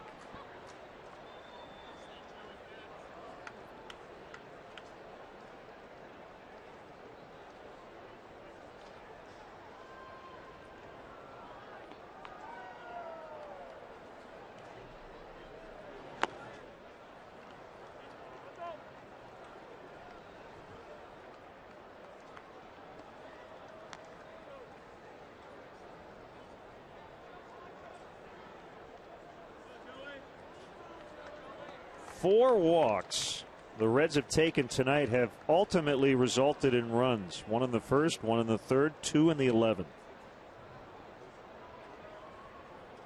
Cubs have done it with the home run. They've hit 3 of them tonight. The Reds have grinded out a ton of at bats. Outside, 2-2. The Reds lead the league in drawing walks. Bowden cranking it up. I've been on teams where in Kangaroo Court it's a fine for a leadoff walk and double for a leadoff walk from the 7th inning on. Inside, 3-2.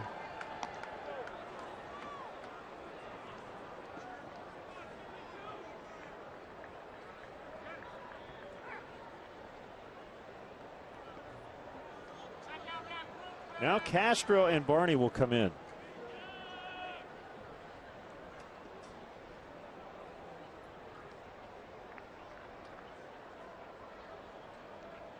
Runner goes from first. Ball 4. They're loaded.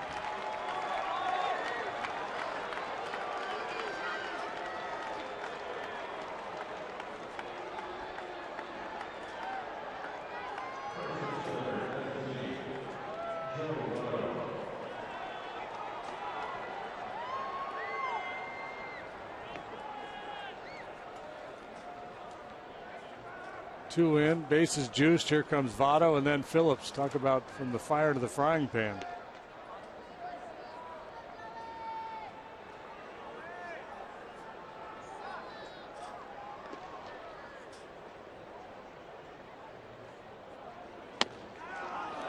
Awkward half swing by Votto. It's good for 1 or 2 a game. Usually follows it up with a line drive somewhere.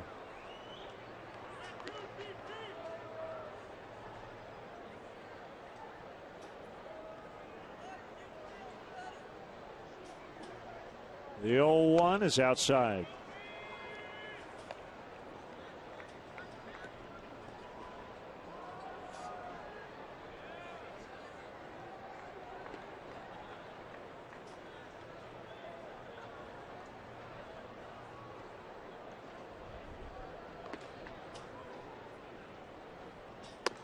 Way high, 2-1.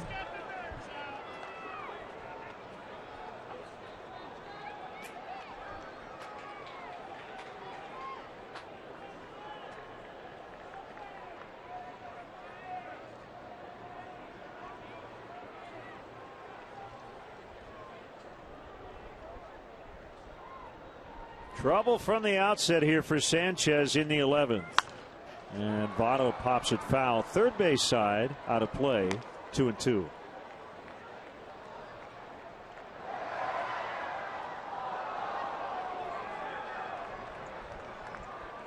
And the wind has really kicked up, cooling things off even more.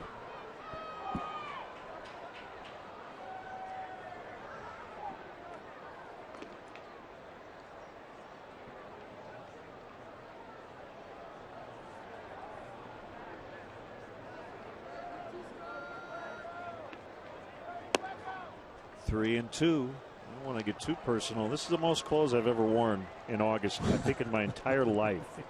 Pretty good chance. Well, nowhere to put Votto. They're loaded with nobody out. Sanchez needs to make his best pitch of the inning right here. Ground ball to Rizzo. They get 1. And they get 2. Sanchez does make that pitch. How about that? Facing their best hitter. He gets Votto to roll into a 3-2-3 double play. 2 down.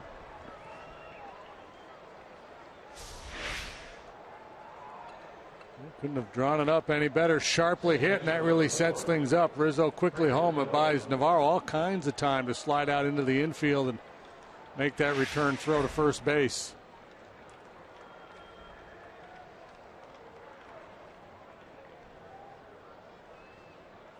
Second and third for Phillips. 3 singles, 2 strikeouts.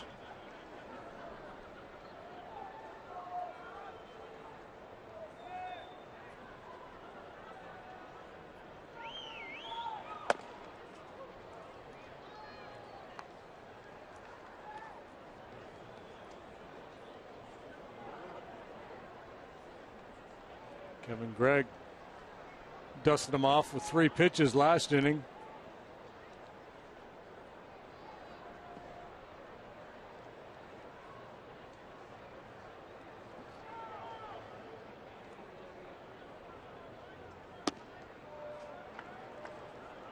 Chapman, who is ready to go, just with the occasional toss every now and then to stay ready. As good as we've seen him last night, hitting triple digits with regularity. And throwing his breaking ball for strikes.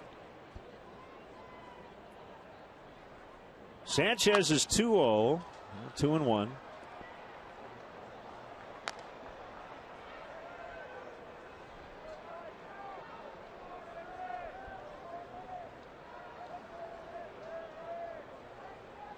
Chu with the big hit, a 2-run single. That came with the bases loaded.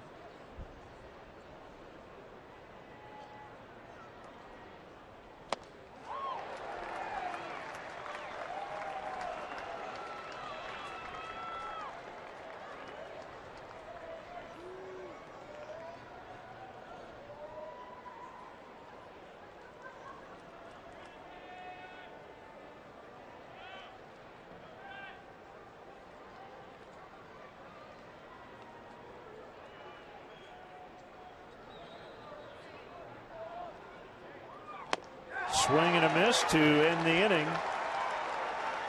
But the Reds take a 2-run lead for the 3rd time tonight, 6-4.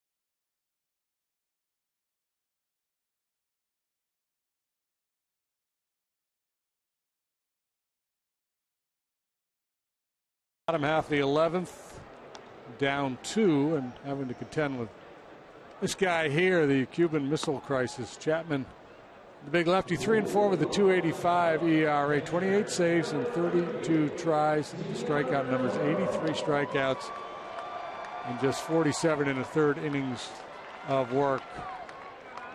Working on the 3rd consecutive day for just the 2nd time all year, 1st time since the middle of April. We'll see if it affects his stuff. Last night it was dominant. 1 inning, 3 strikeouts, 14 pitches total. It's pretty much the case the day before in closing out the win over the Padres. Actually, he didn't close out. That was the game 1 extra innings. He pitched 1 inning with 3 punch-outs in that game as well. Navarro sends the first pitch of the inning way up in the air as Torres has it 1 away.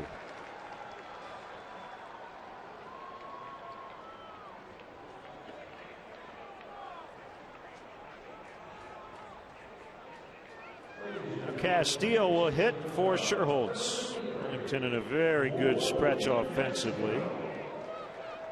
This is a fun AB here.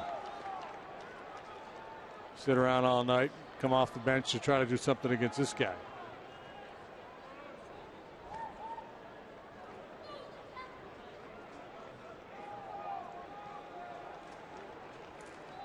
Reliever wins are tricky. We know that. Sometimes guys get them and it doesn't make a lot of sense. It just happened to be the last guy on the mound before his team took the lead. But if J.J. Hoover gets it tonight, you could certainly go along with that. Wouldn't accuse him of being a vulture at all. 2 1/3, and he was really good. 1-1 on the pinch hitter Castillo.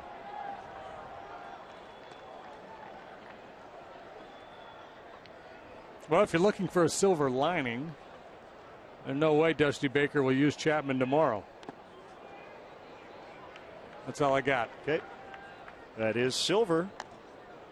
That's something.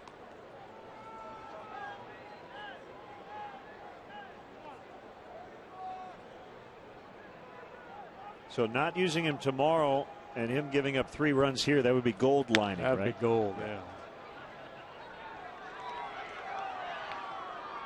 Blown 4 save opportunities this year.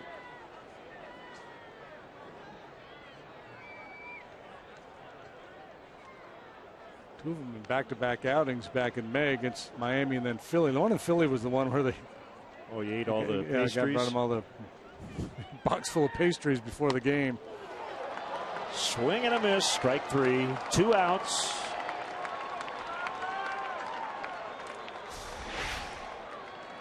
Triple digits. That was a 100-mile-an-hour pastry. Cheese Danish.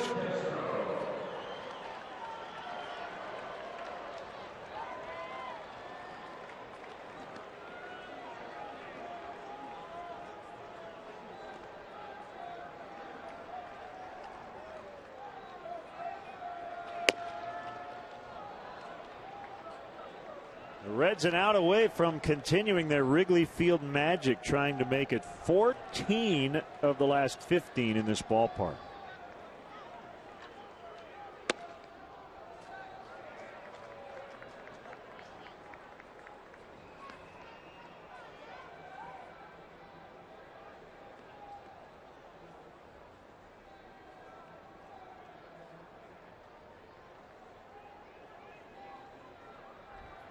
And 21 of 25 overall for the Reds over the Cubs, if Chapman's able to seal the deal here.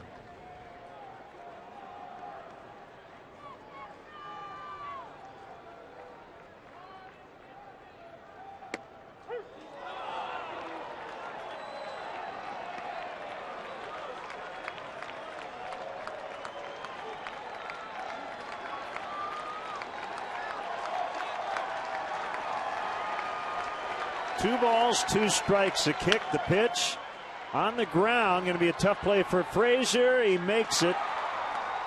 And the Reds have taken the first 2 games of this series. 6-4 the final tonight, the final in 11. Shin-Soo Choo, our GMC player of the game. He had the game-winning 2-run single in the top of the 11th. Yeah, a game that turned into a battle of the bullpens, and both bullpens were really, really good. Ultimately, Eduardo Sanchez couldn't find the strike zone early on. That set things up for the Reds and Choo to deliver that big knock. And then it was just a matter of Chapman coming in and doing his thing. Cubs continue to struggle here at Wrigley Field. Your final 6-4.